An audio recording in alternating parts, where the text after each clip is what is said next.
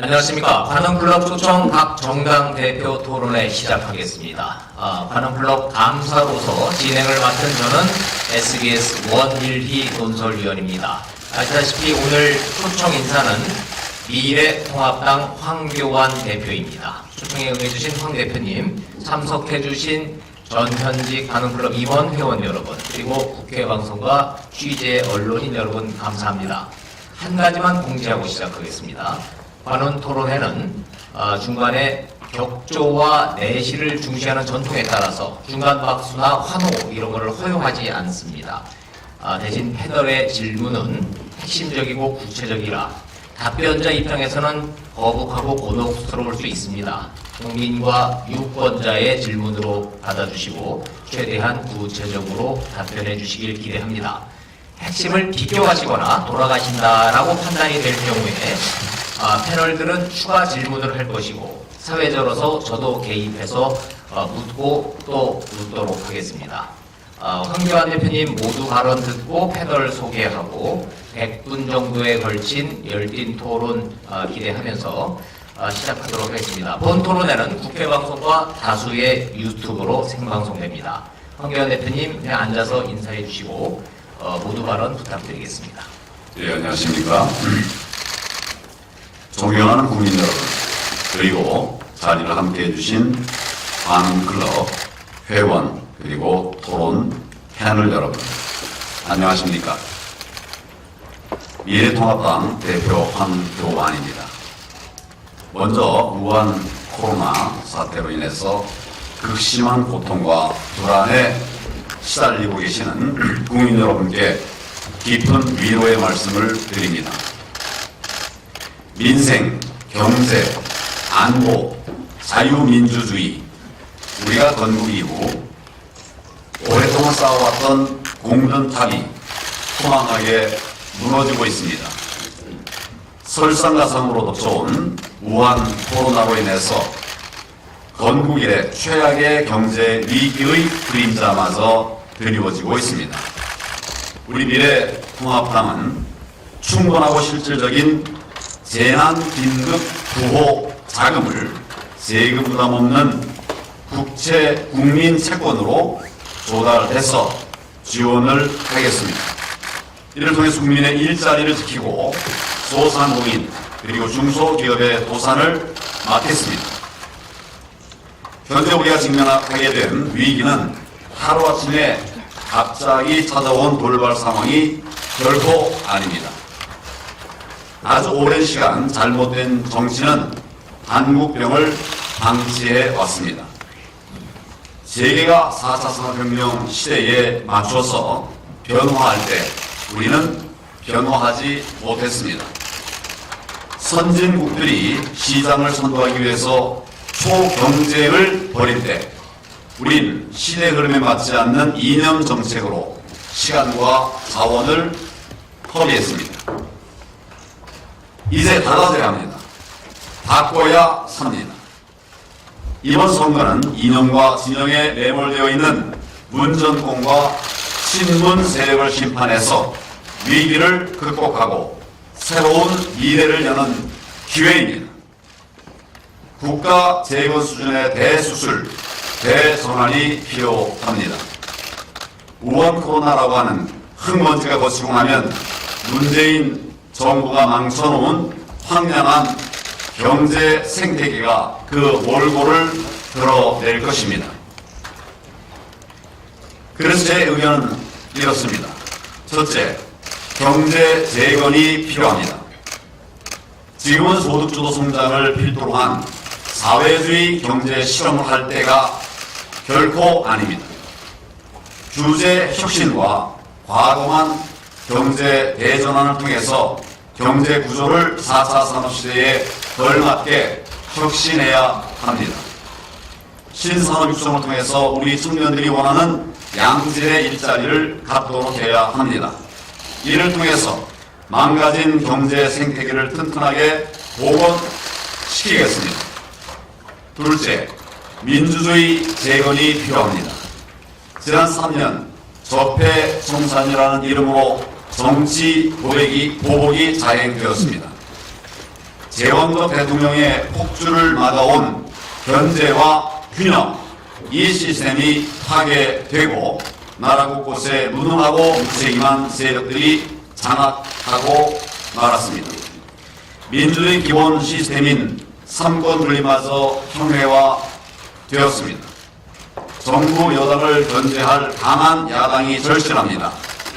2020년에 어울리는 선진 국가 시스템을 만들어서 민주주의를 되살리겠습니다.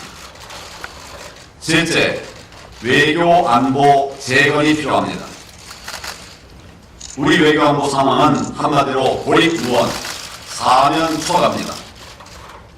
정권의 이익에 따른 원칙 없는 외교, 오락가락 외교, 굴종 외교가 그 원인입니다. 국익을 최우선으로 정권이 바뀌어도 흔들림 없는 외교 안보 정책을 자리 잡게 해야 합니다. 존경하는 국민 여러분, 브레이크 없는 이념 정권의 폭주는 결국 부패와 실패라고 하는 사고로 귀결됩니다. 이번 총선의 승리를 통해서 위기 극복의 발판을 마련해야 합니다. 고질적 한국병을 고치고 힘차게 재도약해야 합니다.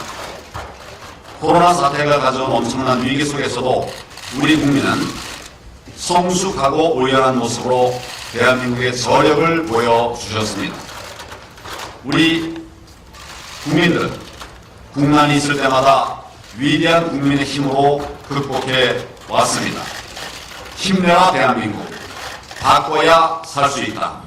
저 황교안이 언제나 함께 하겠습니다. 감사합니다. 네, 모두 발언 들으셨습니다. 패널 소개하겠습니다. 황교안 대표님 앉아 계신 오른쪽 순으로 소개를 해드리겠습니다. 맨 오른쪽에 앉아 계시는 매일경제의 이진우 의원, 그 옆에 한결의 신승근 의원, 그리고 제 옆으로 와서 국민일보 태원준 의원, 맨 왼쪽 끝에 서울신문 김미경 의원입니다. 자, 편의상 패널들이 토론의 소주제를 정했습니다. 대표님한테는 미리 전달된 것은 하나도 없습니다. 총선, 공천, 종로선거, 코로나, 경제, 외교 이런 순서로 진행될 예정인데 총 분량이 100분 안팎이다 보니 주제별로는 한 15분 정도로 한정해서 진행을 하고자 합니다. 필연적으로 질문은 좀 20초, 답변은 3분 이내로 제가 제한해서 속도감 있게 진행을 하려고 합니다. 답변이 충분치 않거나 핵심을 비껴가신다 싶으면 사회자로서 개입해서 추가 질문 또 요청드릴 예정입니다. 플로어 질문도 같습니다. 취재 기자님들도 나 같으면 이런 질문 하겠다라는 게 있으시면 중간에 저희 관훈클럽 임원진 여러분들한테 전달을 해주시면 오른쪽 맨 끝에 앉아 계십니다. 그런 질문 빠졌다 싶은 거 해주시면 제가 10분 정도 할애해서 대신 좀 질문을 좀 해드리도록 하겠습니다. 첫 질문 시작하도록 하죠. 미래한국당 공천과 전체적인 총선에 관련 질문이 준비가 좀 돼 있습니다. 먼저 한결의 신승근 의원부터 시작하시겠습니다. 마이크를 좀 가까이 해주시죠. 미래통합당 공천과 관련해서 먼저 하나 드리겠습니다. 어제까지 공천이 대략적으로 완료됐는데 253개 지역구 가운데 호남에 18곳이 아직 공천이 안 됐습니다. 20대 때면 상당히 미약한 모습인데 왜 이런 결과가 나왔다고 생각하십니까? 자원이 부족했습니다. 또 우리가 사람들을 더 광범위하게 찾는 노력도 부족했다고 생각합니다. 그렇지만 계속 우리는 사람들을 채워가는 과정이 있습니다. 앞으로도 우리가 지역에 구분 없이 폭넓은 곳에서 우리 인재를 찾는 이런 노력을 계속하겠습니다. 오늘 아침 그런데 이제 오늘 아침 보도를 보니까 문제 말씀하신 우리 김무성 전 대표 같은 경우 호남에 본인은 나가겠다고 하는데 대표님이 반대해서 못 나간다는 취지의 이 발언들이나 보도들이 나오고 있습니다. 일각에서 또 경쟁자라서 반대한다 이런 억측도 좀 나오고 있는데요. 그 대표님은 김무성 전 대표 호남 출마에 대해서 반대하셨습니까? 아니 반대했다면 왜 반대하셨습니까? 억측은 다소적 자제하는 것이 좋겠습니다. 저는 우리 당의 모든 분들과 함께 우리의 미래를 준비하도록 그렇게 해오고 있었습니다. 김무성 대표의 호남 출마에 관해서 호남 진출에 대해서는 여러 이야기들이 있었습니다. 그렇지만 그분의 출신 또 지역이나 그동안의 경력이나 또 해당 지역에서의 활동 상황이나 이런 것들을 종합적으로 볼 때 그것은 국민들이 쉽게 납득하기 쉽지 않은 그런 영역이다. 이런 얘기들이 적지 않았습니다. 그런 뜻을 공관위가 적절한 교육을 부를 때 아마 얘기한 것으로 알고 있습니다.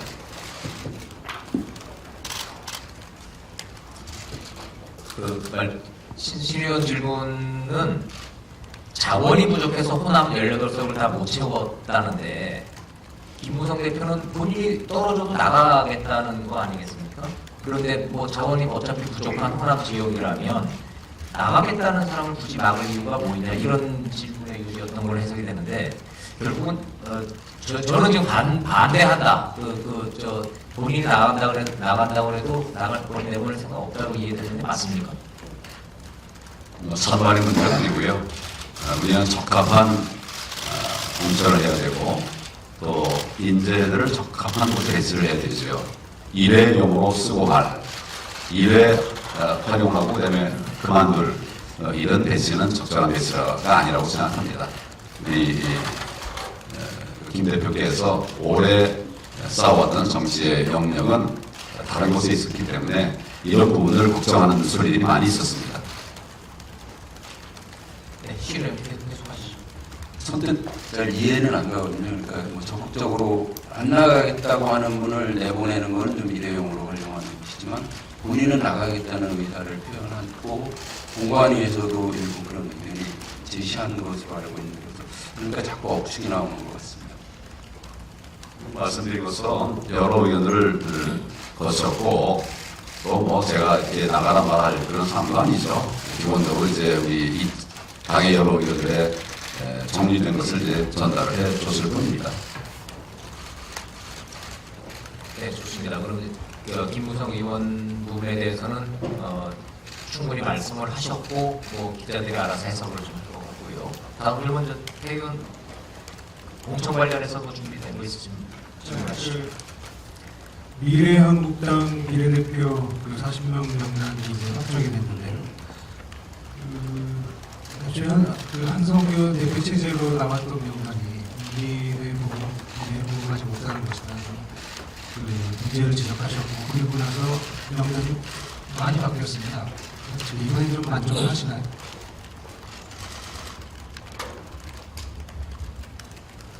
충분한 논의가 됐던 자원들을 배치하는 문제에 관한 것이었습니다. 그런 측면에서는 짧은 시간이지만 준비된 자원들을 잘 배치하기 위해서 노력을 했다. 이런 생각을 합니다.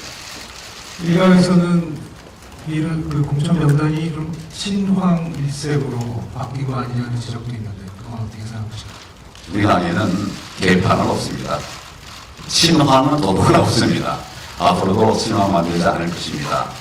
우리 당의 미래를 위해서 필요한 인재들이 어디에 있는가 찾아서 좋은 인재들을 많이 모셔오기 위한 노력을 하겠습니다. 제가 이거 관련해서 좀 추가를 하나 해줄게요. 미래한국당이 어쨌건 그 대표님은 자매정당이라고 부르고 많은 언론들은 위성정당이라고 부르긴 하지만 법적으로 볼 때 명백히 다른 정당이란 말입니다. 그런데 그렇기 때문에 대표님이 이 애초 명단을 거부하고 이런 것들에 대해서 과도한 간섭을 넘어서 선거법 위반이다 이런 논란도 있고 정의당은 실제로 대표님을 검찰에 고발한 걸로 알고 있습니다. 이 부분에 대해서 좀 어떻게 생각하시겠습니까? 자매 정당 간에 할 수 있는 합리적인 수준의 논의가 있었습니다. 과도하거나 선넘은 이런 논의 없었습니다. 가령 대표가 그 당을 원실 대표가 당을 옮기고 하루 만에 대표가 되고 그다음에 공관위원장이 된 분도 백의원 석좌 교수라고 대표님이 특보를 알고 있습니다. 그리고 뭐 어쨌거나 애초 명단에서 미래 통합당이 인재 영입했던 분 7분이 들어가고 대폭 교체됐습니다. 이런 걸 그러니까 과도하지 않다 아니면 뭐 할 수 있는 선에서 논의가 됐다고 하면 그걸 국민들이 납득할 수 있을까요? 인재풀은 제가 알기로는 미래통합당과 또 미래한국당 큰 틀에서는 인재풀이 크게 다르지 않습니다. 근데 그 중에서 소위 적재, 적소에 배치하는 과정에 좀 여러 의견들이 있을 수 있죠. 그런 부분의 차이가 있었을 뿐 전혀 생각을 하지 않은 사람들이 들어오거나 나가는 이런 것은 아니라고 생각합니다. 법적으로는 아무 문제가 없다고 생각하시나요? 예, 뭐 서로 협의할 수 있는, 뭐 다른 단어로 협의할 수 있는 거 아니겠습니까? 그러니까 충분하게 협의할 수 있는 범위에 협의가 이루어졌다고 생각합니다. 네, 역시 저 미래한국당 미래공천에 대해서도 좀 관심들이 많으셔서 질문이 그쪽에 집중이 되고 있습니다. 김미경 의원, 저 미래한국당 공천 관련해서 질문 있으시면 이어나가 주시죠. 당내 친황이 없다고 얘기하셨는데요. 저희가 친황의 어떻게 보면 대표 주자로 이해하고 있는 한선교 전 대표께서 우리 황 대표님하고 한 전 대표님하고는 성명관대 1년 선후배로 알고 있습니다. 그만큼 신뢰가 있었다라고 생각을 하고요. 그다음에 당대표 되신 뒤로 사무총장으로 발탁하시기도 했습니다. 이번에 어쨌든 한 전 대표님이 좀 말을 안 들으시고 결국 뒤통수를 때렸다고 보시나요? 아까 말씀드렸다시피 인재는 우리가 큰 틀에서는 거의 공유하는 거 아니겠습니까? 큰 차이가 없다고 생각하고요. 그 중에서 이제 어떤 사람을 우선 쓸 거냐, 우선 이제 이야기할 수 있는 것이냐, 이 부분에 관해서는 이제 조금 더 큰 틀의 그림이 있고, 또 그와 다른 또 생각이 있을 수 있죠. 이런 부분에 의견 차이가 있었다, 이렇게 생각하시면 될 것 같습니다. 네, 관련해서 한성규 전 대표 인터뷰에 보면은 우리 황 대표님께서 박진 전 의원님 그리고 박형준 전 의원님을 미래로 공천하자라고 얘기했는데 그게 거절됐다 이런 얘기를 한 전 대표님께서 하셨습니다. 그런 어떤 이견이 있었다라고 보여지는데요. 도를 넘으신 건 없다라고 얘기하셨습니다. 그럼 어떤 얘기를 나누신 겁니까? 도를 넘은 것이 있었다고 하면 공천의 결과를 보면 알 수 있지 않습니까? 제가 뭐 예를 들어서 추천한 사람들이 상당히 보고 그거였다고 하면 이제 들어가겠지만 뭐 그런 정도의 어느 정도 이제 공천이 이루어졌다 이러면 이제 도를 넘은 부분도 있을 수 있다. 그렇지만 최초에 이제 발표된 인재 영입 결과 이것은 이제 처음에 우리 부분이 얘기가 되고 가던 이런 부분들과는 차이가 좀 많이 있습니다. 그 부분에 대한 의견을 주어가는 과정에서 차이가 있는 것이죠.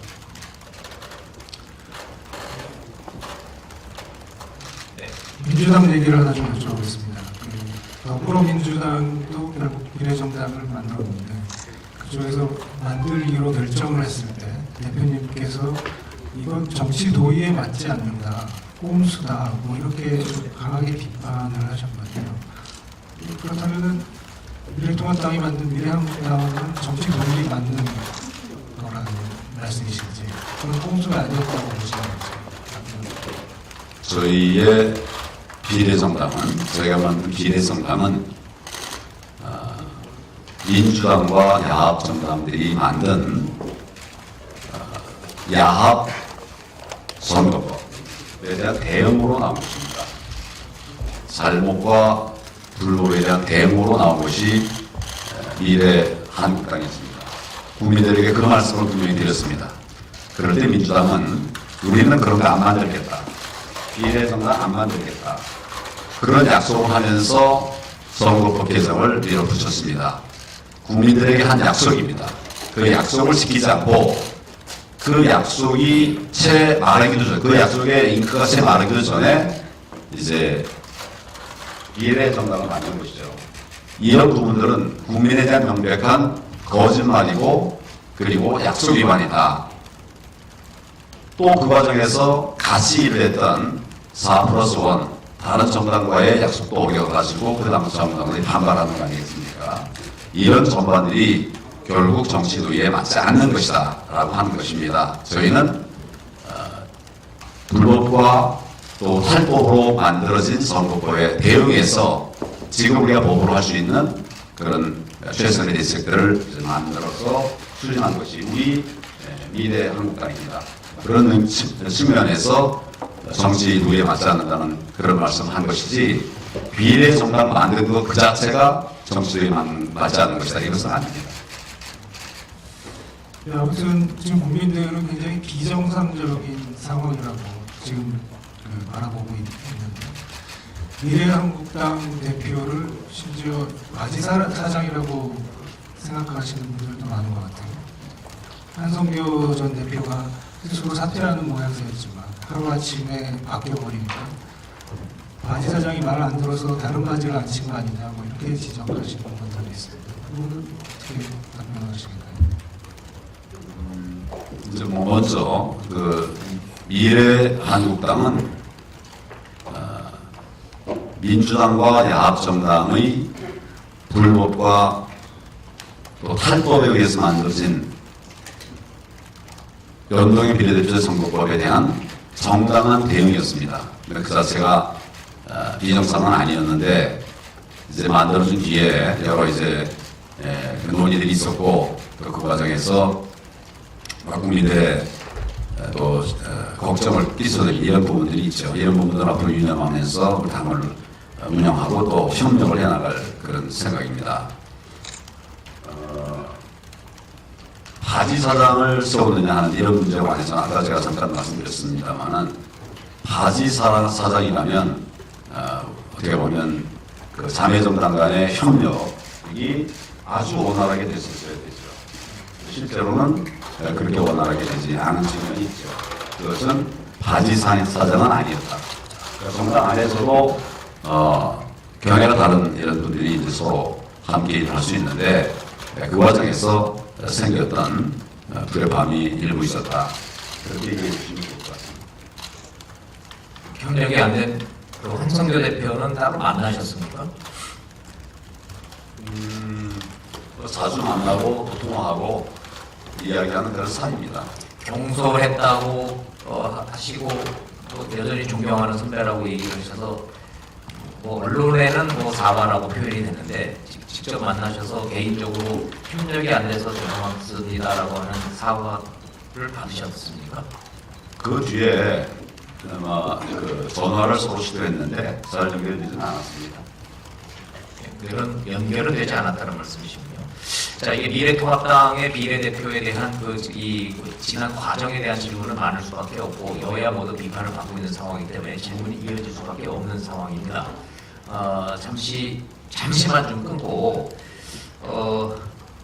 잠깐만 좀 산으로 좀 빠졌다가 좀 돌아오도록 하겠습니다. 사회자 진행으로. 왜냐하면 오늘 아침에 N번방 사건이라고 해서 조수인 신상 공개도 됐고 엽기적이고 충격적인 범죄 행각에 많은 충격이 있고 대통령, 법무부 다 나서서 대책을 좀 내놓고 있습니다. 그래서 이 질문을 안 드릴 수가 없어서 저희가 준비했던 뭐 총선 단락 여기에 흐름하고 끊어지는 점이 없지 않아 있으나 질문을 좀 드리고 좀 가도록 하겠습니다. 첫 번째는 처벌 수위에 대해서 어떤 의견을 갖고 계십니까? 처벌 수위는 객관적인 그런 수위가 있고 또 국민들의 뜻에 따른 조정이 있을 수 있습니다. 이 사건은 국민들이 분노하게 한 이런 사건이기 때문에 법의 틀리 안에서 또 가중할 수 있는 그런 모든 가중치들을 활용해서 엄정하고 또 철저하게 조사하고 법에 따른 조치를 취해야 된다 이런 생각을 갖고 있습니다. 법무부 장관 출신이신데 현재 현 법무부가 가입한 회원도 처벌할 수 있다라는 의견을 지금 내놓고 있습니다. 가능한 얘기라고 보십니까? 법률적으로는 구성이 전혀 불가능한 것 같지는 않습니다. 그러나 좀 더 면밀한 검토가 필요합니다. 공범의 개념에 관해서 그 범위를 어떻게 할 것인가에 관한 검토가 필요하다는 말씀입니다. 일반 성범죄와 이런 신종 디지털 성범죄는 처벌 수위와 강도가 달라져야 된다는 게 법률가로서 어떤 의견을 갖고 계신지 여쭙고 싶습니다. 큰 틀에 있어서는 범죄에 대한 가벌성과 또 그 처벌의 범위는 국민들에게 미리 공주에서 알려지는 이런 틀이 필요합니다. 그 범위 안에서 중환죄 또 경환죄에 대한 양형을 정하게 될 텐데, 만약에 어떤 사안에 대해서 법률이 미비하다 그러면 법 개정을 해야 됩니다. 그 법 개정 자체가 국민들의 뜻이죠. 국민들의 뜻에 맞던 개정이 이루어지기 전에는 현행 법안에서 처리하는 것이 맞다. 그러나 법안에서 할 수 있는 최대한의 기준들이 있습니다. 그런 것들에 따라서 처리되어야 할 사건이다. 그런 생각을 한다는 말씀입니다. 총선 이후에 국회가 다시 열리게 되면 디지털 성범죄에 대한 어떤 처벌을 강화하는 법률을 추진하는 걸로 좀 이해를 좀 하고 다시 본 주제인 총선으로 좀 돌아가도록 하겠습니다. 미래통합당 얘기, 미래한국당 비례 얘기 좀 그렇게 많은 것 같은데 이재명 의원 준비된 질문들을 해주시죠. 예, 대표님. 이번 총선에서 미래통합당의 목표 의석은 몇 석입니까? 자매 정당인 미래한국당은 몇 석을 기대하고 있습니다. 미래통합당과 미래한국당 합쳐서 과반은 얻어야 된다. 이런 생각입니다. 그리고 또 그렇게 하기 위해서 노력을 하고 있습니다. 과반을 얻어야 된다고 하는 것은 이 정권이 국민들도 잘 아시다시피 연동형 비례대표제 또 공수처법 반민주 악법이라고 저는 정의합니다만은 이런 법을 밀어붙였습니다. 과반을 확보해서 이런 잘못된 것을 앞으로 재발하지 않도록 막아야 할 것이고 또 이미 이루어진 잘못된 입법에 관해서는 고쳐야 된다고 생각합니다. 그래서 저희들의 1차 목표는 과반을 목표로 하고 있습니다. 이 대표님 과반이라고 말씀을 하셨는데 최근 보도되고 있는 여론조사 결과를 감안을 하게 되면 다소 낙관적인 거 아니냐 이런 의견이 있을 수 있을 것 같은데 어떻게 생각하십니까? 야구는 9회 말 투아웃부터라는 말이 있습니다. 아직 시간이 많이 남아 있습니다. 국민들께서 아직 뜻을 정하지 않은 분도 많이 있습니다. 이런 분들께서 문재인 정권 심판이라고 하는 큰 아젠다, 그 뜻을 같이 하시면 얼마든지 과반 이상의 우리가 득표를 할 수 있다 이런 생각입니다. 예, 관련돼서 추가로 질문 드리겠습니다. 통합당 지지자들 중에서는 여론조사의 신뢰도에 대해서 의문을 갖는 분들이 꽤 많은 것 같습니다. 대표님은 어떻게 평가하십니까? 여론조사를 제대로 하면 거의 현상에 맞는 이런 평가가 되리라고 생각합니다. 그러나 여론조사도 사람이 하는 것이고 또 기준과 지표를 다양하게 넣을 수 있는데 그 과정에서 편차가 생겨날 수도 있습니다. 객관적으로 이해할 수 있는 이런 편차라고 하면 수긍을 할 수 있지만 과거에는 여론조사라는 명목으로 불법 선거운동을 했던 일들이 적지 않았습니다. 그런 우려를 하면서 저희는 여론조사를 보고 있고 다만 여론조사가 선거 한 두세 주 전 또 한 달 전에 나왔던 상당한 정도의 근접한 시기에서의 여론조사 결과들 중에도 나중에 결과가 뒤바뀐 경우가 허다합니다. 그래서 저는 사실은 여론조사에 대해서 일희일비할 것이 아니라 국민만 바라보고 끝까지 최선을 다해서 하려고 하면 국민들께서 선택을 해주시리라 이런 생각합니다. 예, 한 가지 더 여쭙겠습니다. 통합당에서도 아마 자체 여론조사를 할 텐데요. 우리 대표님이 받아보시는 여론조사 결과는 최근 언론을 통해 보도되는 결과와 좀 많이 다른가요? 그 여론조사를 유선조사를 하느냐, 무선조사만 하느냐, 무선조사만 하느냐, 아니면 유선조사만 하느냐, 무선까지 같이 하느냐, 이게 굉장히 큰 변수인 것 같습니다. 그리고 그 모집단이 어떻게 구성되어 있는가, 예를 들어서 특정 정당을 지지하던 사람들이 많은 비율을 차지하고 있다고 하면 그러면 그 결과는 뭐 뻔한 것이죠. 그리고 인터넷에서 무선전화로 조사하는 것과 또 유선전화로 조사하는 것 사이에도 차이가 많이 있습니다. 그런 점들을 감안해서 판단을 해야 된다고 생각하기 때문에 어떤 여론조사가 믿을 만하냐 믿을 수 없느냐 하는 것은 일률적으로 말씀드릴 수는 없을 것 같고요. 그 내용들을 분석해봐야 판단이 가능하다고 생각합니다. 제가 관련해서 추가로 하나 여쭐게요. 여론조사 기관의 문제도 얘기하셨고 야구는 고용을 부탁하고도 얘기하셨는데 지금까지 쭉 여론조사를 보면 어쨌건 민주당과 미래통합당, 그전당까지 해도 한 번도 이 여론조사를 역전한 적이 없고요. 그러니까 뭐 한국에서 비교적 신뢰를 받는 갤럽 지난주 조사만 봐도 민주당이 38%, 미래통합당이 23% 나왔습니다. 한 번도 역전하지 못했고 계속 이런 격차가 유지되고 있는데 그건 그럼 도대체 어떤 이유에서 기인한다고 보십니까? 지난번 상원 성산에 작년에 보궐선거가 있었습니다. 개표 방송 거의 95%까지 그 당시에 우리 한국당 후보가 상당한 정도로 앞서가고 있었습니다. 10%, 13% 앞서가다가 마지막 전체 개표 98% 끝나고 마지막 2% 개표하는 과정에서 바뀌었습니다. 역전은 얼마든지 가능하고 국민들의 숨겨진 표가 드러나는 순간은 한순간입니다. 그런 측면에서 초기에 또는 중기에 여론조사 결과가 바뀌지 않는다. 뭐 이런 얘기를 할 일은 아닌 것 같고 또 제가 거듭 말씀드리지만 여론조사에 일이 할 일은 아니다. 그런 생각을 합니다. 그런 예가 많이 있다는 말씀을 드린 겁니다. 추가해서 하나만 더 해볼게요. 뭐 여러 요인이 있을 수 있는데 좀 껄끄러운 말씀일 수 있는데 이런 얘기 들어보셨습니다. 뭐 문재인 대통령이 야당 복이 있다.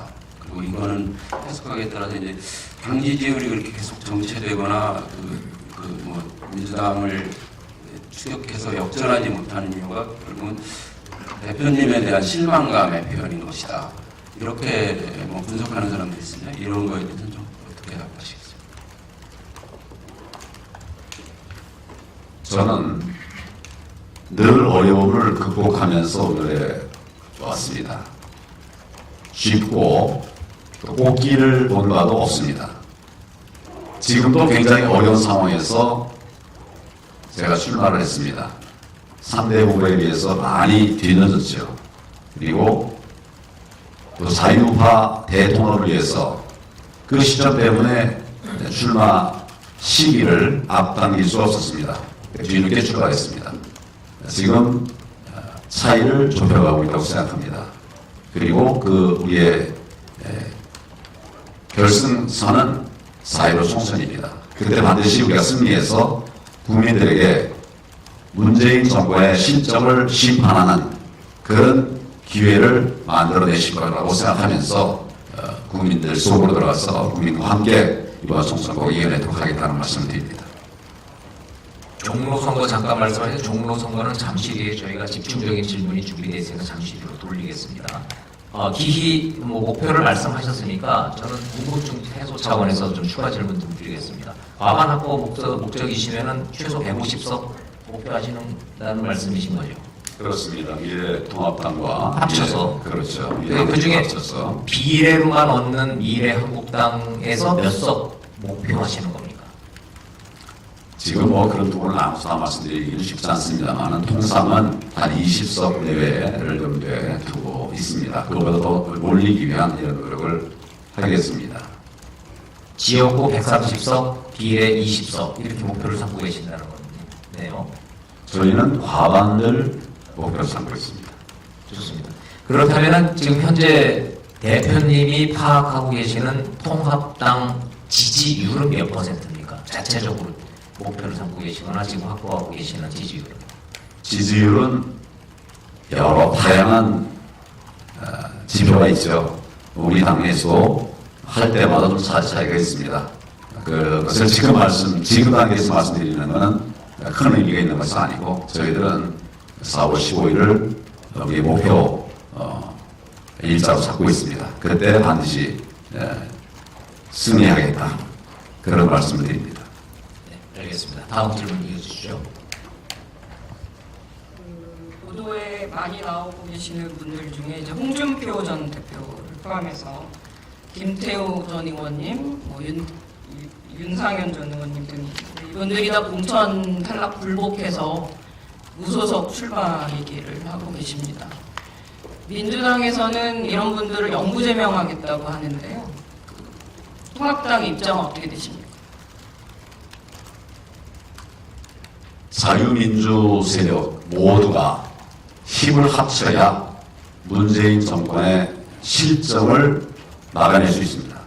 그리고 무너져가는 대한민국을 다시 세울 수가 있습니다.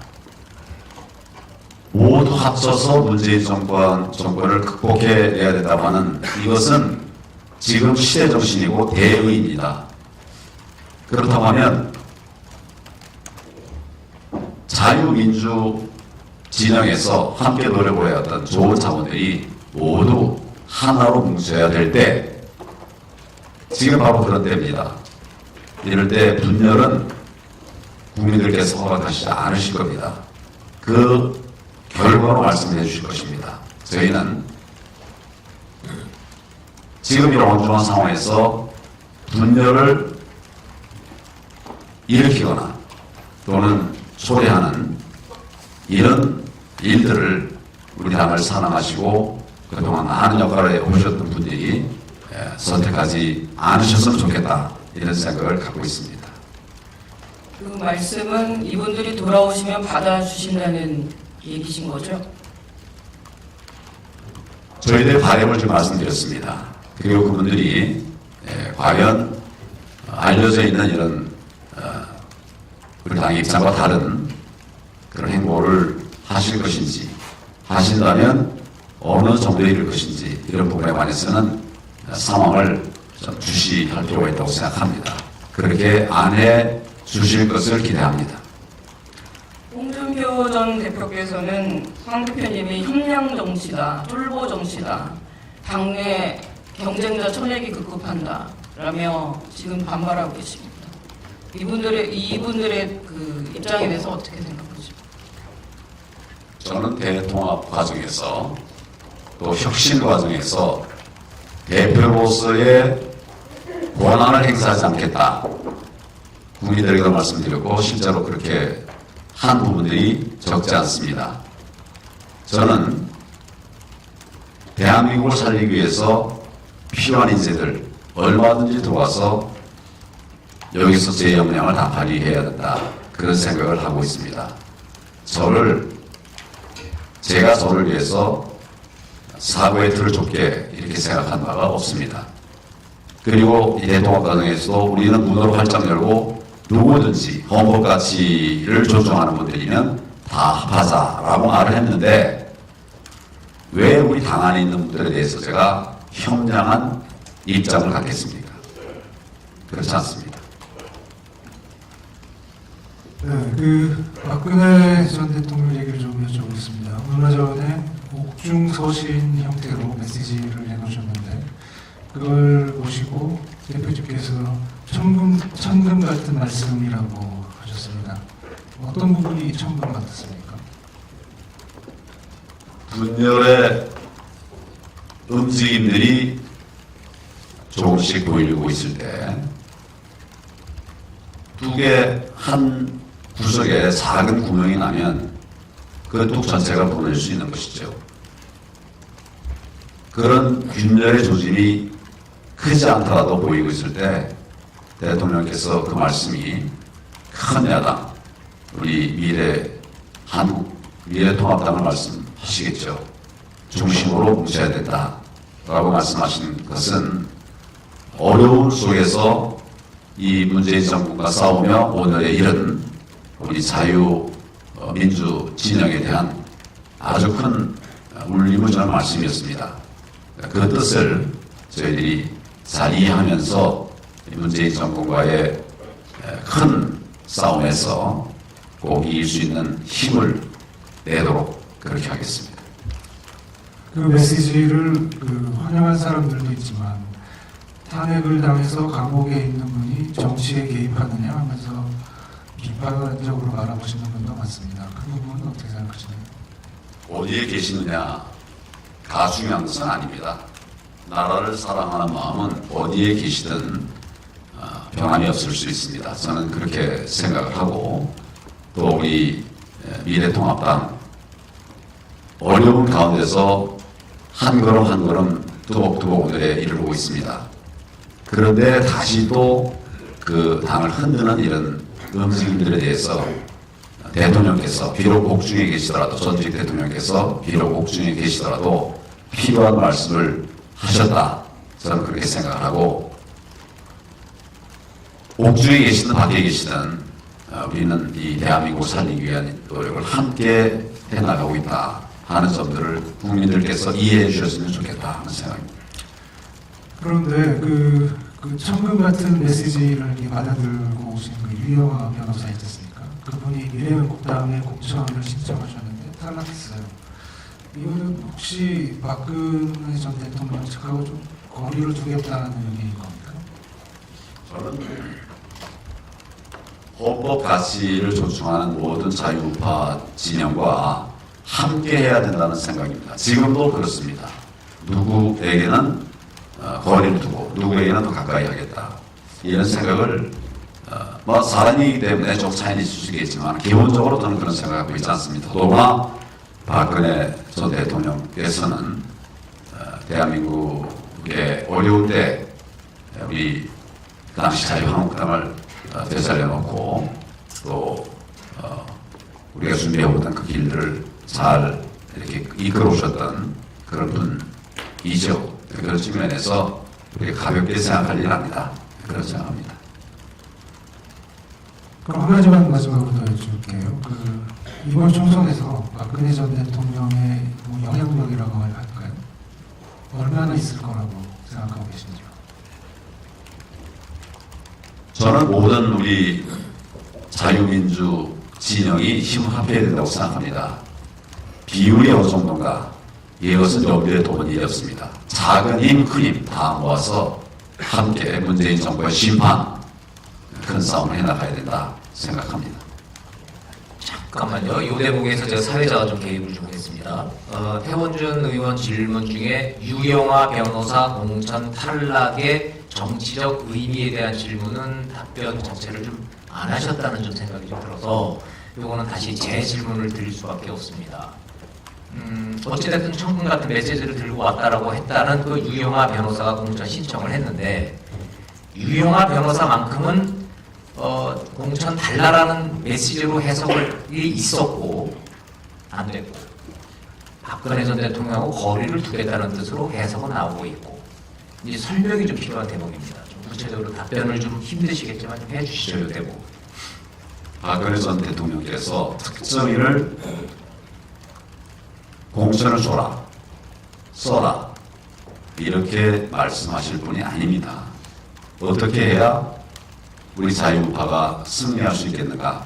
그런 관점에서 말씀하셨다고 생각을 하고, 유영아 변호사에 대해서는 미래 한국당의 공천관리위원회에서 아마 나름대로의 충분한 검토를 거쳐서 결론을 냈다고 생각을 합니다. 그렇군요. 그럼 이제 같은 맥락에서 이 질문 토록하겠습니다. 지난번 대선 때도 같은 질문을 드려서 민망했고 답변하시는 황 대표님도 민망하셨고 그때 별명도 얻으셨습니다. 황세모. 이제 민망하지만 다시 한번 여쭙지 않을 수가 없습니다. 박근혜 전 대통령 탄핵 O입니까 X입니까? 저는 답할 수 있는 부분에 대해서는 해야 할 때 정확하게 말을 해왔습니다. 말뿐만 아니라 조치와 결단도 했습니다. 그런데 안 해야 될 말을 아무 때나 하지도 않았습니다. 그리고 신중할 때는 신중해야 된다고 생각합니다. 지금은 우리 자유파가 힘을 합쳐야 될 때입니다. 과거 일로 분열하고 나뉘어서는 안 됩니다. 그런 관점에서 저는 과거를 넘어서 미래로 나가자. 우리가 싸워야 할 상대는 반민주 세력 아니냐. 이런 입장을 가지고 있고 지금도 같은 마음입니다. 질문 정정해서 드리겠습니다. 박근혜 전 대통령 탄핵 O냐 X냐 아니면 OX로 답변할 사안 아니다. 하나 더 항목 드리겠습니다. OX로 답변할 사안이 아닙니다. 3번입니까? 그 문제에 관해서는 많은 분들이 걱정과 우려를 하고 계십니다만은 지금은 힘을 합쳐서 문재인 정권 심판 투쟁에 나서야 할 때다. 다른 신경을 쓸 일이 아니다. 이렇게 생각을 합니다. 네, 신경에 맞춰서 하나만 더 하겠습니다. 그렇다면 반대로 박근혜 전 대통령 사면, 석방, O입니까 X입니까?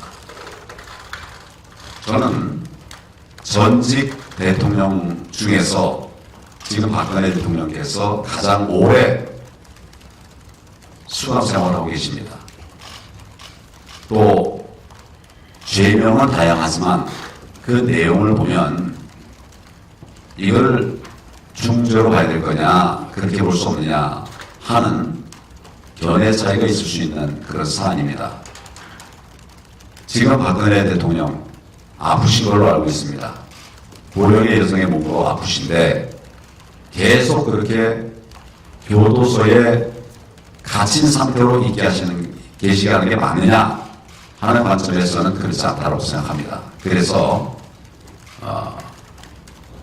이 정부에도 가급적 빠른 시간 안에 선서를 하시는 것이 좋겠다 그런 의견을 냈고 또 지금도 저는 그런 생각을 하고 있습니다. 이명박 전 대통령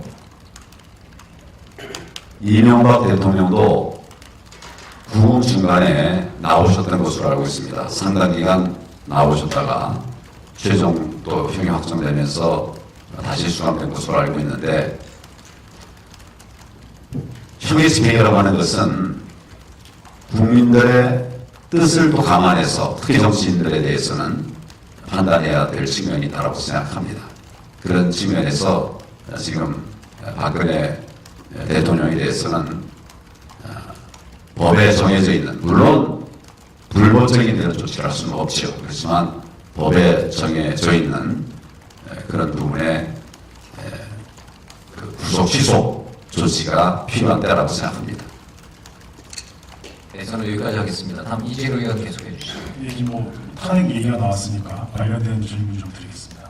그 총선에서 압도적으로 승리를 해서 문재인 대통령을 탄핵하겠다는 주장이 미래 통합당에서 나왔습니다. 정확히는 신재철 원내대표께서 이런 말씀을 하셨는데 총선에서 승리하면 뭐 정말 탄핵을 추진하실 건가요?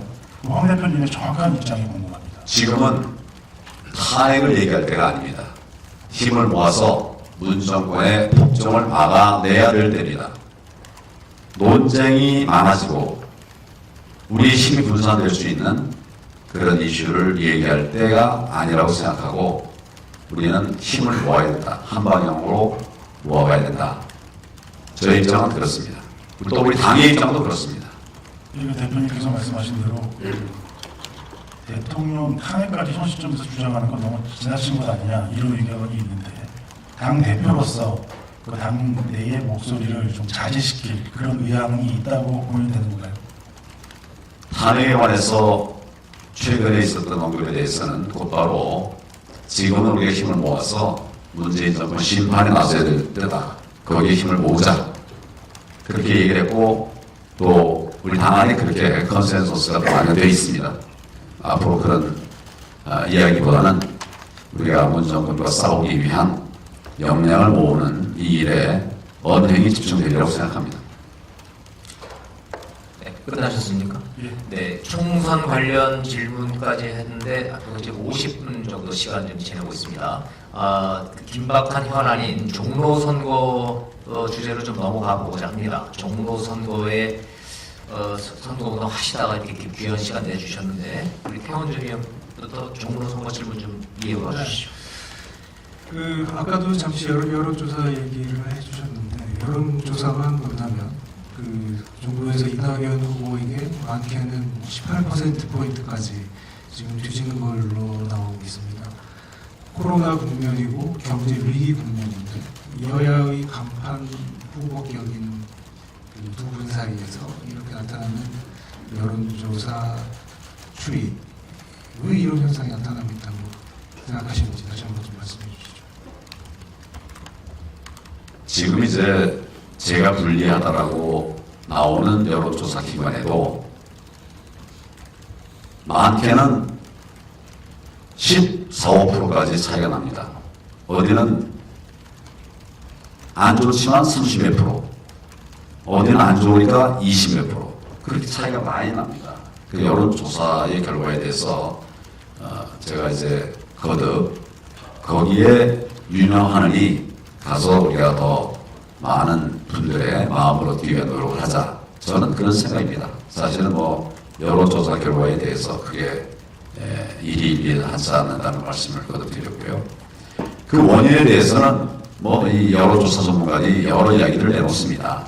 경우에 따라서는 거리 투표를 하기로 해서 거리 투표를 해보니까 그걸 보면 뭐 저는 뭐 거의 80% 지지가 되고 또 상대 후보는 뭐 아주 훨씬 적은 이런 결과가 나오는데 여론조사를 가지고서 이런저런 얘기를 할 것이 아니라 저는 국민이 중요하다. 우리 주민들이 중요하다. 주민들의 마음을 얻기 위해서 주민 속으로 들어가는 노력을 계속하면 앞으로 3주 남았는데 국민들께서 진정성을 보고 요즘도 이제 제가 현장에 가면 처음 봤다는 분들이 있어요. 워낙 이제 좀 늦게 들어가서 많이 다니지 못했기 때문에 저 나름대로는 뭐 아침부터 일찍 새벽부터 밤늦게까지 다니고 있습니다만 아직 보지 못했다는 분들이 있는데 보면 좀 나아지는 것 같습니다. 보면 좀 어려웠던 지역의 분들도 바뀌는 것 같습니다. 앞으로 3주 뒤에 국민들에게 결과로 말씀을 드리겠습니다. 종로라는 지역구가 그 대표님께 이렇게 익숙한 곳은 아닐 것 같은 생각이 드는데 공부는 다 하셨는지 모르겠습니다.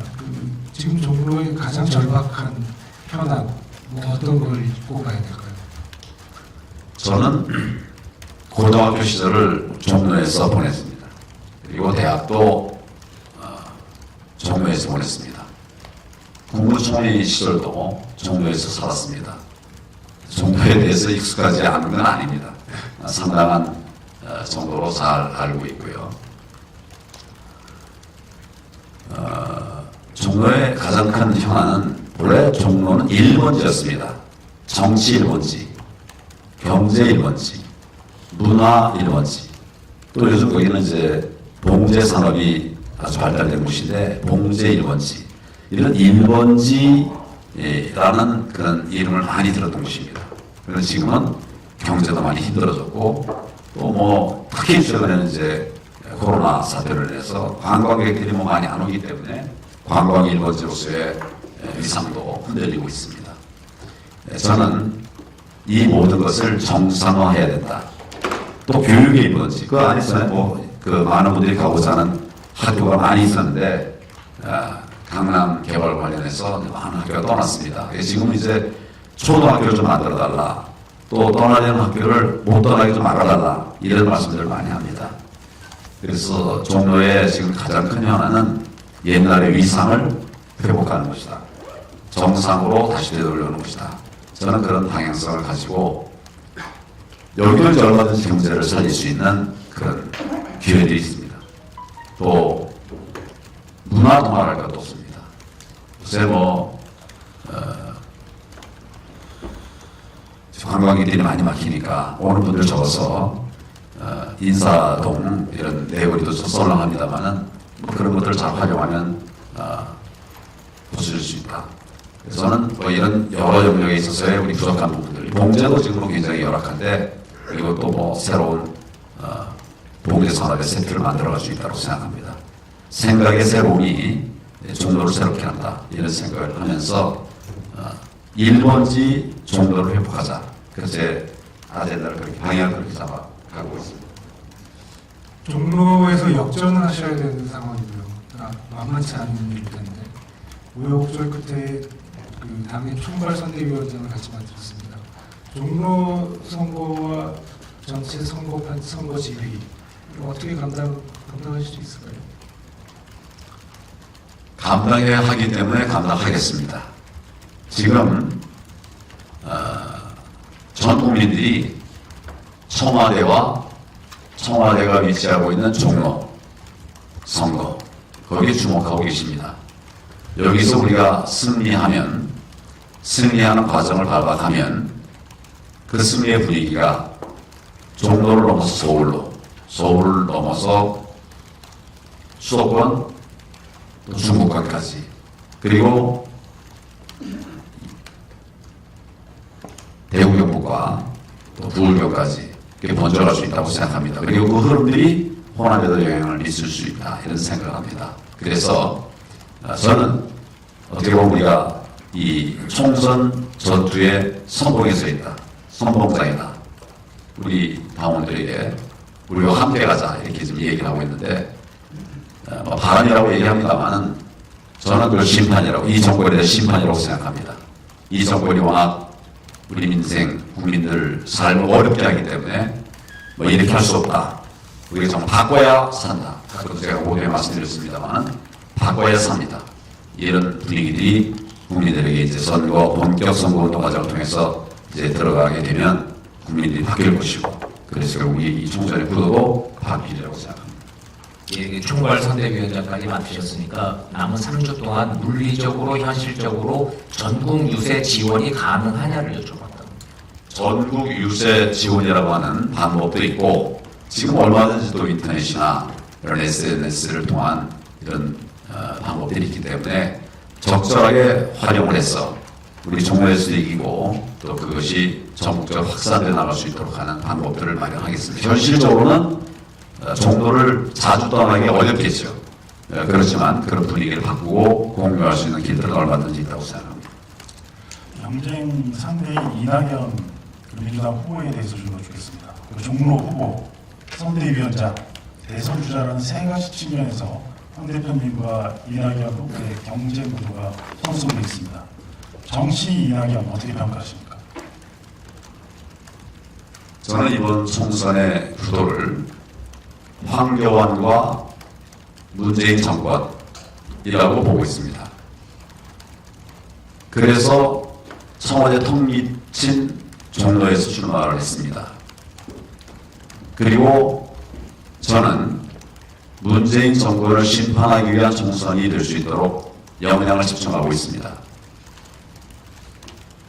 상대 후보에 대해서는 제가 평가를 하거나 또 염두에 두는 것이 적절하냐는 생각을 하면서 문재인 정권과의 총선 승리를 위해서 나아가겠다는 말씀을 드립니다.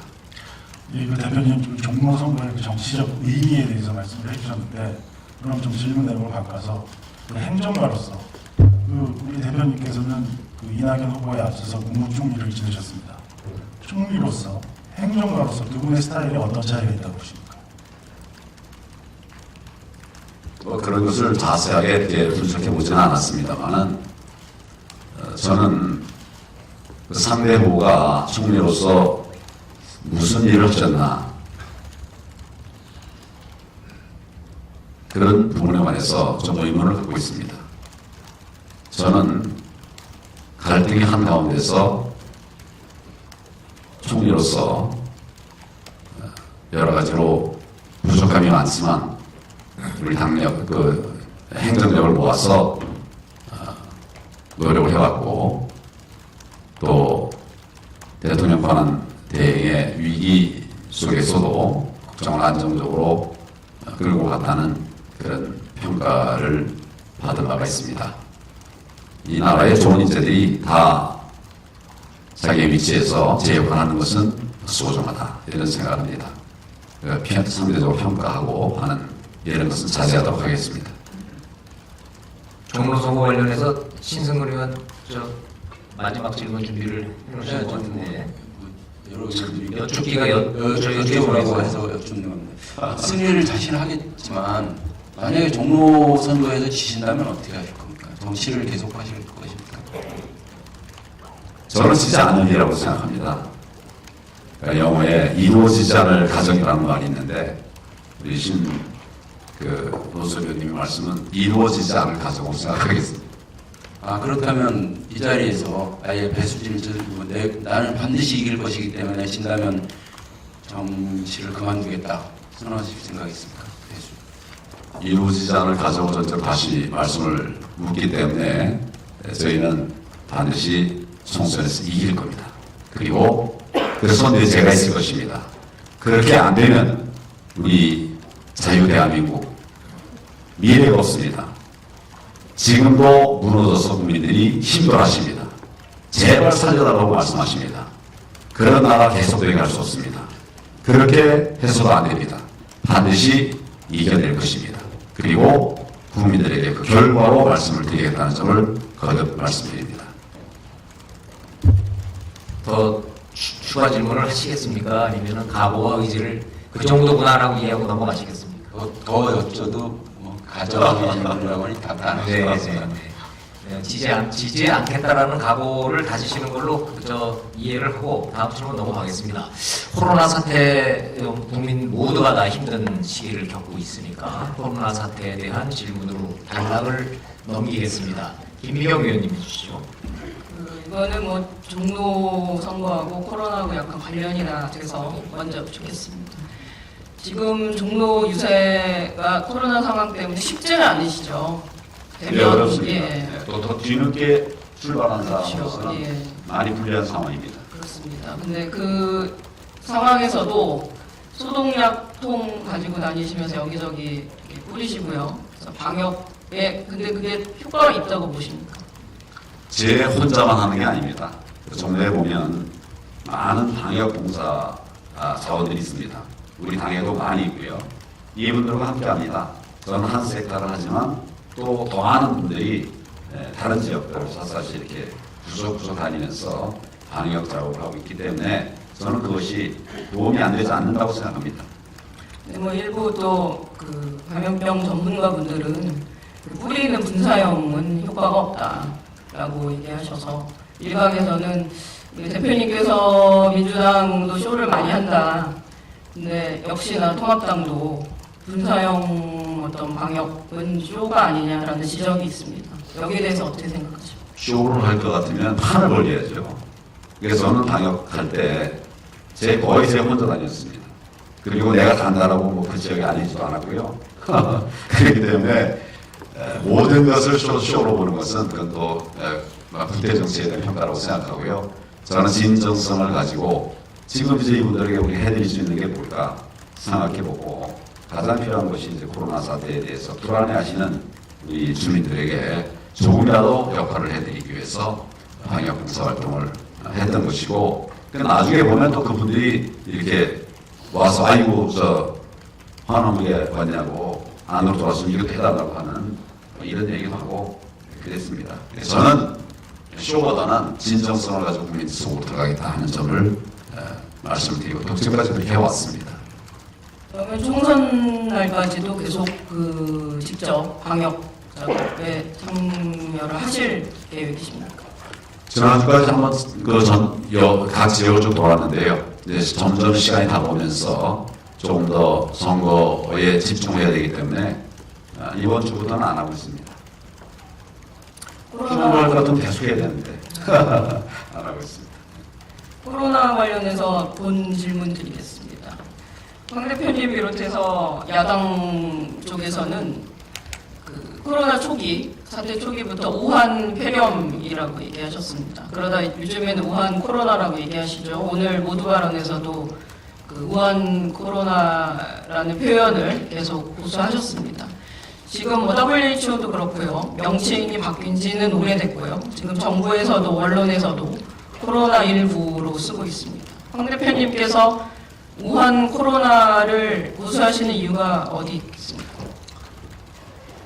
어디서 나온 감염원이냐 그것을 정확하게 알아야 대비를 하지 않겠습니까? 이게 뭐 동해에서 오는 감염병인지 서에서 오는 것인지 구분이 안 돼서는 대응이 잘 안 되겠죠. 그래서는 그 발원지가 검명이 되는 것은 의미가 있다고 생각하고 또 감염병의 병명을 지을 때는 뭐 그런 것들이 인정되는 그런 경우가 많이 있었습니다. 그리고 성질은 폐렴인데 구체적으로는 이제 코로나에 의한 이런 폐렴이기 때문에 지금 이제 국제사회가 그 널리 쓰고 있는 용어가 코로나라고 판단되니까 그래서 이름을 일반적인 이름으로 바꾼 겁니다. 그러니까 거기에 무슨 다른 우리로서는 정치적인 의미가 있다기보다도 우리가 잘 대비할 수 있는 이런 그 발원지의 이름, 지금 우리가 감염되고 있는 이 병원균의 성격, 그것을 정확하게 표현하는 이름들이 적합하다 이런 생각을 해서 처음에는 이제 우한 폐렴, 지금은 이제 이 국제적으로 확산되고 이제 하기 때문에 코로나로 이렇게 이름을 바꿔서 사용하고 있는 겁니다.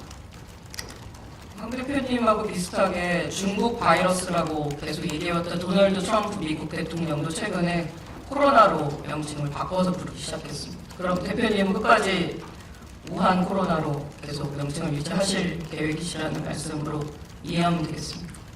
이건 계획의 문제가 아니라 제가 말씀드린 것처럼 어느 지역에서 왔는가에 유념해야 대응이 잘 되기 때문에 지역을 얘기하는 것이고 또 성격도 필요하기 때문에 코로나로 그렇게 명명을 하고 있는 것이다.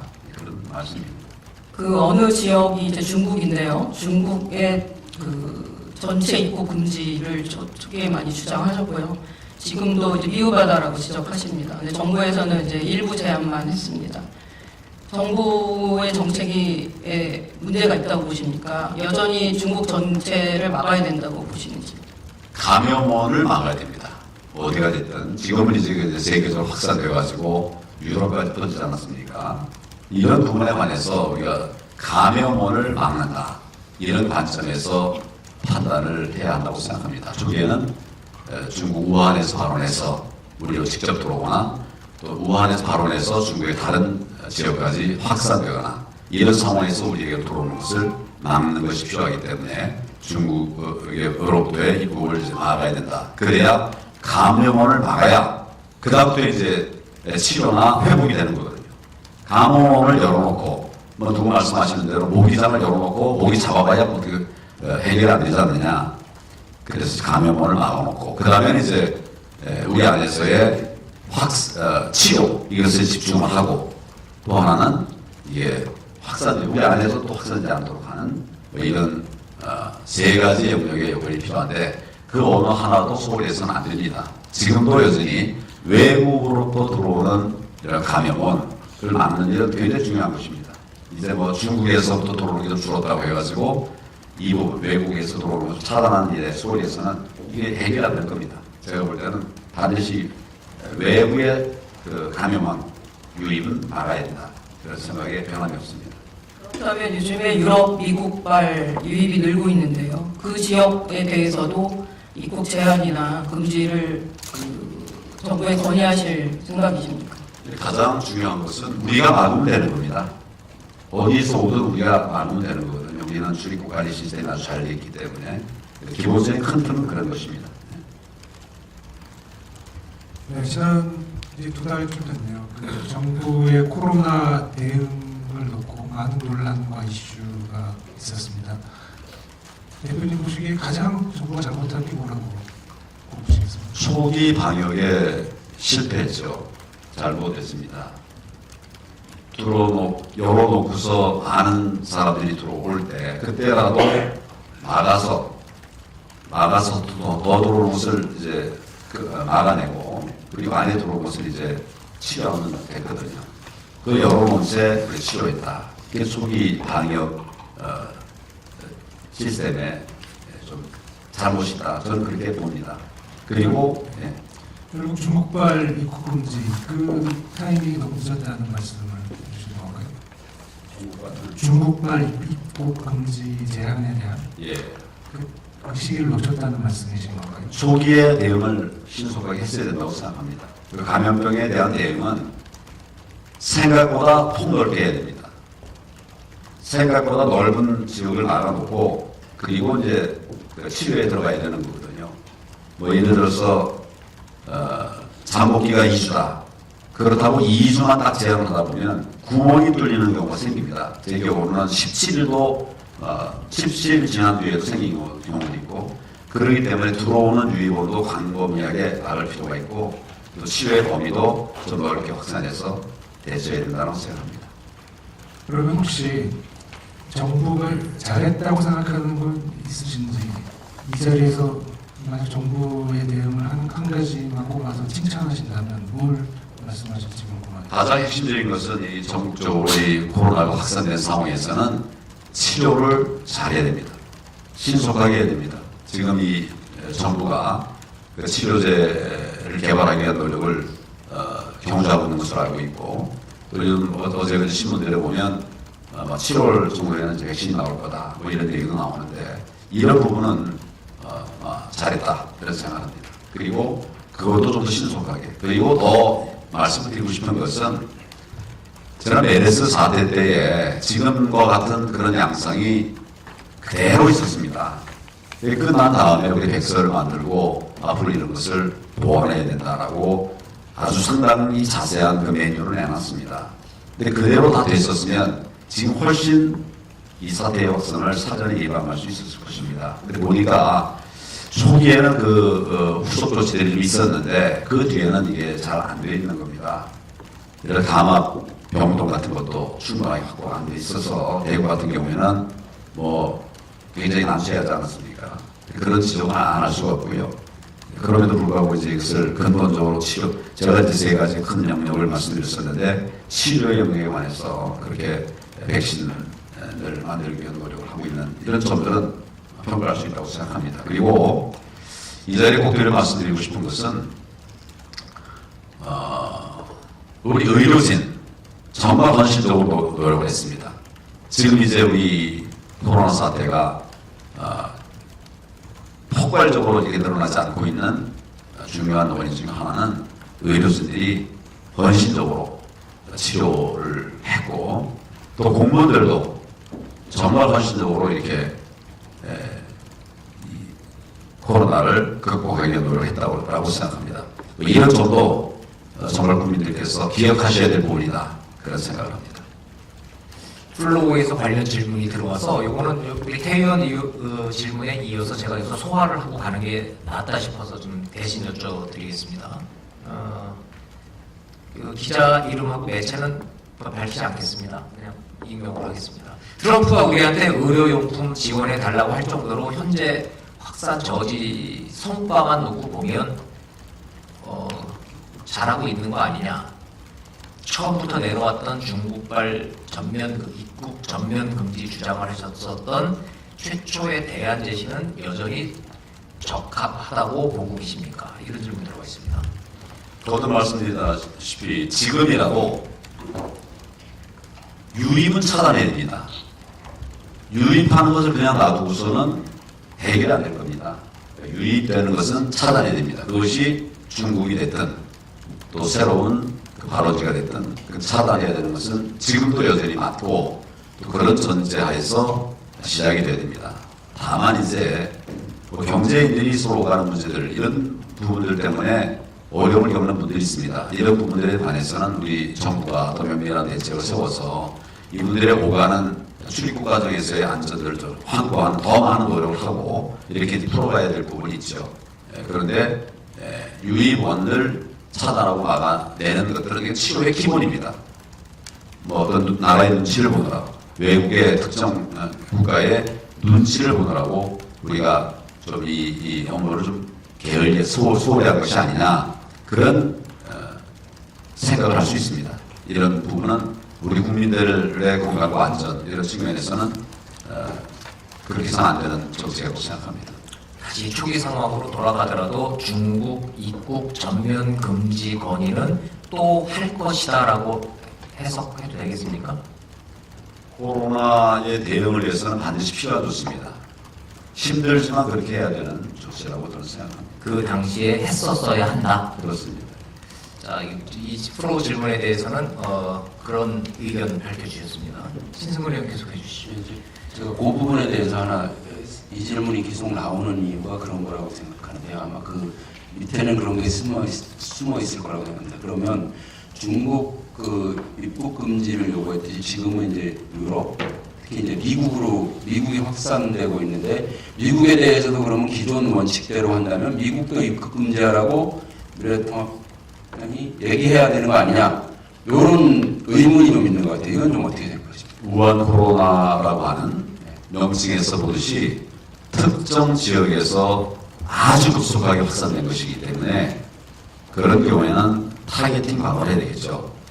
그래서 중국으로부터의 입국을 막아야 된다 이런 얘기를 한 것입니다. 지금 외국 여러 군데서 많이 퍼져 있지만 중국과 같이 초기에 집중적으로 이렇게 발생한 것이 아닙니다. 그렇기 때문에 지금은 세계 각국을 다 막을 수는 없습니다. 그렇게 해서도 안 됩니다. 이제는 들어오는 입구를 우리가 막아야 되죠. 우리가 막는 방법들이 있지 않습니까? 그런 방법으로 있는 막아내야 된다고 하는 입장에는 그건 뭐 입장이 아니라 어떤 그 과학적인 그런 판단이죠. 알겠습니다. 그 코로나 관련해서 가장 논란이 많이 됐던 부분이 마스크인데요. 마스크 관련해서 좀 하나 줄게요. 대표님 오늘 마스크 쓰셨던데 마스크는 어떻게 구입하고 계십니까? 우리 아내가 힘들게 구하고 있습니다. 저도 한 번은 마트에 하나로 마트에 가서 한번 구했어요. 실적. 아침 9시부터 이제 번호표를 준답니다. 번호표를 이제 받기 위해서 좀 일찍 가야 된다고 해서 8시에 갔습니다. 8시에 가보니까 벌써 한 500명 정도가 서 있어요. 줄을 쭉 서 있어요. 뭐 그래도 섰죠. 서가지고 내 뒤에 보니까 또 그게 계속 붙더라고요. 9시 10분경부터 이제 번호표를 줬습니다. 그걸 받아가지고 9시 20분쯤 이제 왔는데 번호표를 받은 거예요. 그 마스크를 받은 게 아니고 마스크는 2시에 다시 오라고 그러더라고요. 그래서 2시에 다시 갔습니다. 2시에 가서 한 20분 기다려가지고 이제 55개를 구입했습니다. 도대체 우리 국민들이 이런 고통 속에 살게 했어야 되겠습니까? 해결의 방법이 많이 있는데 그 해결의 방법에 대해서 현장에서 정말 전혀 반응하고 보시지 않는 것이 아주 안타까울 것 같습니다. 지금도 마스크 문제 많습니다. 이런 정도는 해결할 수 있는 정보가 되어야 된다고 생각합니다. 뭐 말씀 이해하겠는데 그런 측면에서 그러니까 정부가 어쨌건 인구가 5천만이 넘고 근데 하루 생산량은 아무리 높여도 1,400만 장이 안 되고 그래서 수요 제한 차원에서 마스크 오브제를 시행했습니다. 근데 이것에 대해서 미래통합당은 마스크 배급제다라고 했는데 이 지금 현재 제도가 잘못됐다고 보시나요? 급할 때는 뭐 급한 대응이 필요하겠죠. 그렇지만 기본적으로는 모자라면 많이 생산해야 됩니다. 많이 생산이 안 되면 유출을 안 해야 되죠, 밖으로. 그런데 우리 국민들이 지금 마스크가 없다고 하는데 초기에 해외에 굉장히 많은 마스크가 나간 것으로 알고 있습니다. 무슨 그런 기본 입장이 과연 국민 중심이나 이것은 좀 재고해보고 반성해야 된다고 생각합니다. 그리고 얼마나 많은 기업들이 있고 얼마나 많은 어떻게 보면 소상공인들도 다 만들 수 있는 거예요. 근데 이런 것을 우리가 과연 집중적으로 해나가면 그거 2천만 개 못 만들어서 이 배급 못하고 우리 국민들에게 제대로 공급 못하고 국민들에게 이런 고통을 줘야 되나? 저는 얼마든지 할 수 있는데 안 하고 있는 부분이 있지 않느냐 이 부분을 지적을 안 할 수가 없습니다. 우리 할 수 있습니다. 하루에 2천만 개 아니라 3천만 개도 만들 수 있다고 생각합니다. 비용에 좀 차이가 있을 수는 있겠죠. 그러나 지금은 비용 문제보다도 국민 안전이 가장 중요한 거 아닙니까? 그런 관점에서 좀 진정성을 가지고 국민의 불편과 어려움들을 이해하는 정치가 되어야 된다. 정부가 되어야 된다. 그렇게 생각합니다. 이 부분은 좀 논란이 있을 것 같고요. 뭐, 그러니까 3천만 개를 하루에 만들 수 있는데 못 만든다고 저는 생각지 않고 최대 캐파가 지금 한 1,400만 장쯤 되는 것 같고 뭐 그건 그렇게 넘어갈 수 있겠습니다. 근데 그와 관련해서 정부가 이제 마스크 생산량을 늘리기 위해서 KF94라는 보건용 마스크 대신 생산업체들에게 좀 그 단계를 낮춰서 KF80으로 만들어라. 이런 지시를 최근에 했단 말입니다. 그러니까 이거에 대해서 미래통합당은 좀 비판적인 것 같아요. 그게 효용성이 있냐, 뭐 코로나 막는데 별 효과 없다더라 이런 의견을 좀 내고 있는 것 같은데 방금 말씀하신 생산량 확대 방침하고는 좀 다른 것 아닌지 그런 생각이 듭니다. 우리나라는 마스크 몇 천만 개 만들 수 있는 나라입니다. 우리가 잘 이렇게 인력 배치 또 현장 배치를 잘하면 얼마든지 할 수 있고 해결할 수 있는 부분이고 안 되지 않는 부분이죠. 저는 그런 얘기를 계속 안 할 수가 없고요. 기술적인 문제도 우리가 이거 어렵지 않게 극복할 수 있는 부분입니다. 그래서 저는 우리 국민들의 절절함과 고통 이것을 생각한다면 지금과는 전혀 다른 정책이 나올 수 있다고 생각합니다. 플로우 질문도 하나 소개해 보겠습니다. 약국 오구제 너무 불편하다. 주민센터 활용하면 된다라는 여론이 있는데 어떻게 생각하십니까? 야구 오브제 정말 너무 불편합니다. 주민센터로 활용할 수도 있겠고 뭐 다양한 방법이 있다고 생각합니다. 마음이 있으면 길이 있습니다. 저는 국민 배급제 이런 건 정말 2020년 대한민국에서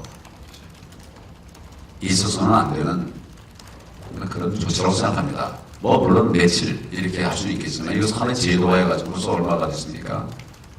이렇게 해서는 안 된다고 생각하고 얼마든지 우리가 이길 수 있는 길들이 있습니다.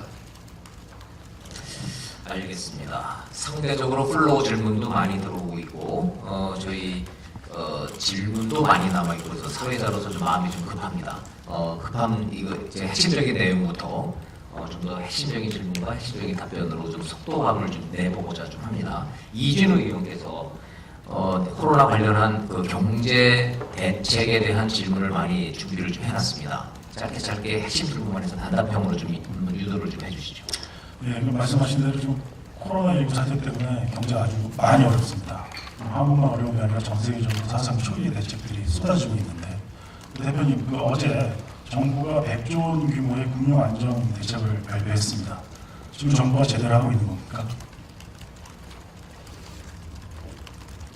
정부 돈을 쓰지 않고 할 수 있는 방법이 있다면 정부 돈을 쓰지 않고 하는 방법을 택하는 것이 현명하다고 생각합니다.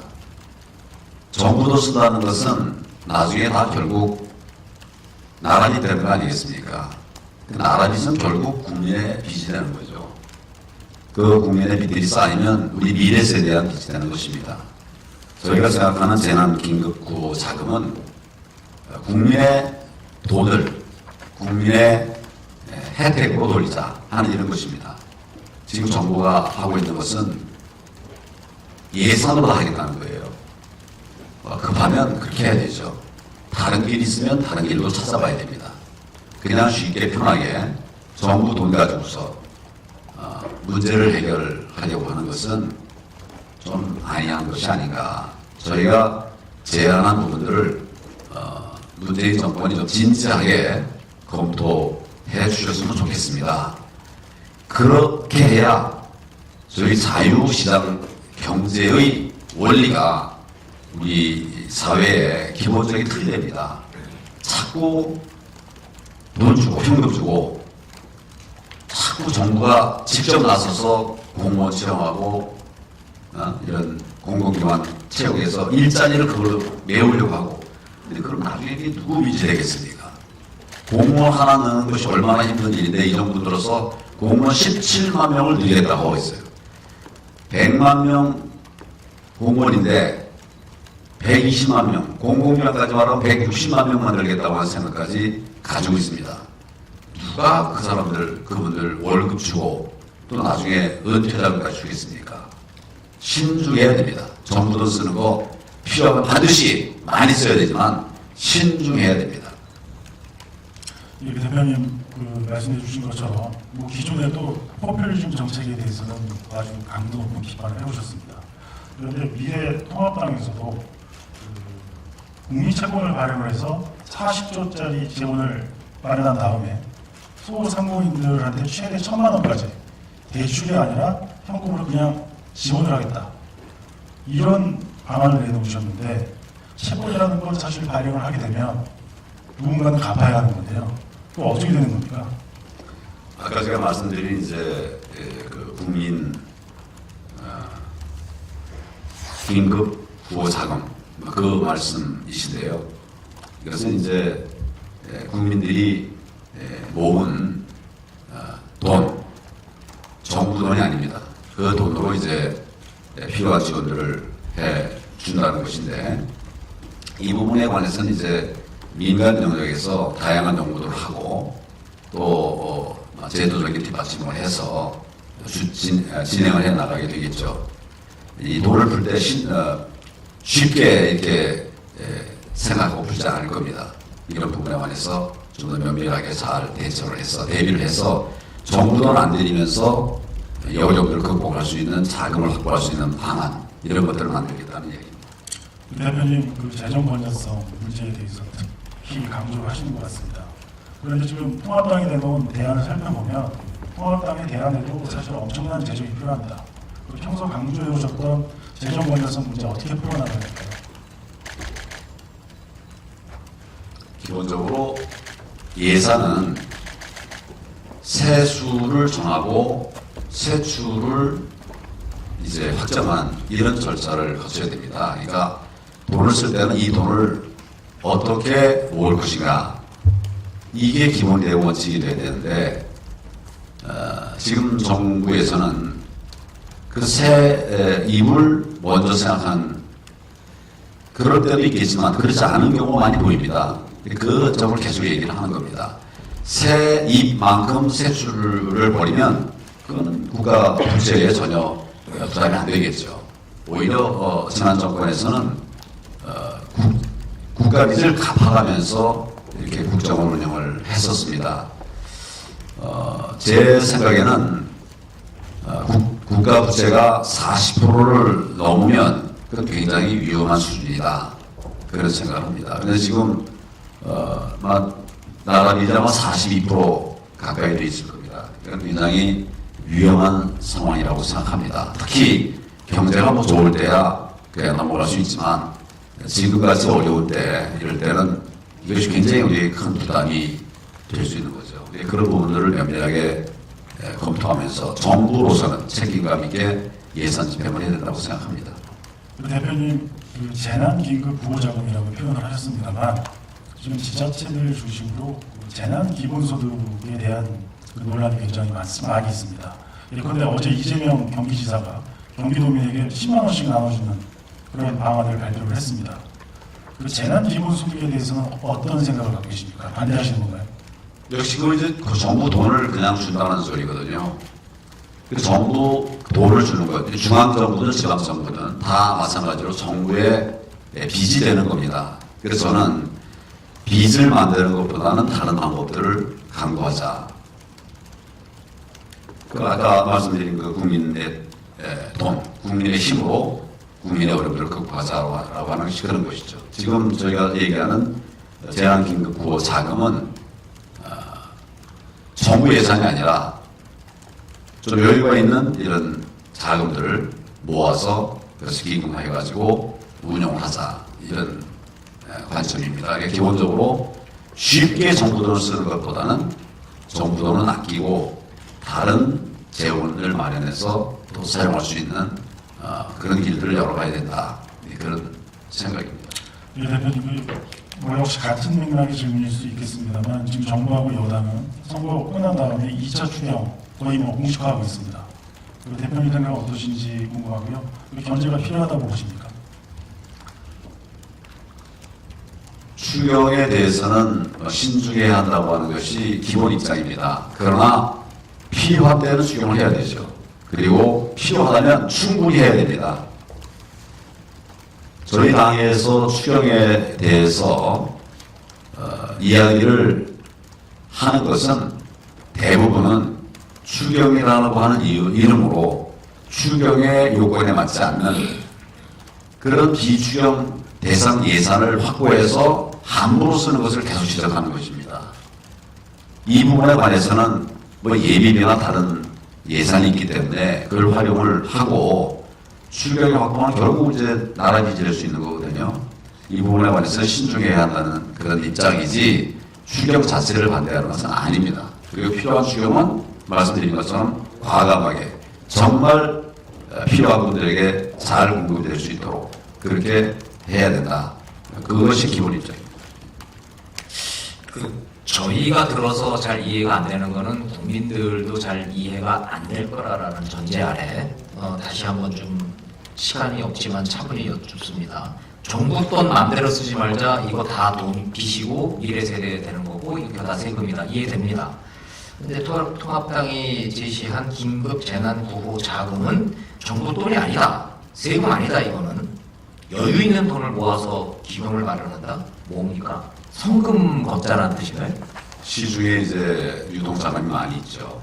그것을 이제 기금화해서 그걸 활용해서 사용을 하고 또 이제 때가 되면 환수하고 뭐 이렇게 해서 정부 부담을 최소화하자 하는 이런 것입니다. 시중에 제가 받은 자료에 의하면 유동자금이 1,500조가 있다고 합니다. 이런 것들을 활용을 해서 경기나 부동산 안정에 활용하자 이런 것이 저희들의 기본 입장입니다. 그게 국민 채권으로 형태로 발행하자라고 아까 모두 발행을 말씀하셨는데 발행하시겠다라고 하자는 국민 채권이 그 개념입니까? 그렇죠. 그거는 세금 부담이 정말 없습니까? 기본적으로는 이제 일반 국민들의 돈으로 국민들이 판단해서 이제 이 어려움들을 이제 극복하기 위한 재원을 마련하는 것이기 때문에 그게 국가의 빚이 되는 건 아니죠. 국가의 채무가 되는 것은 아니죠.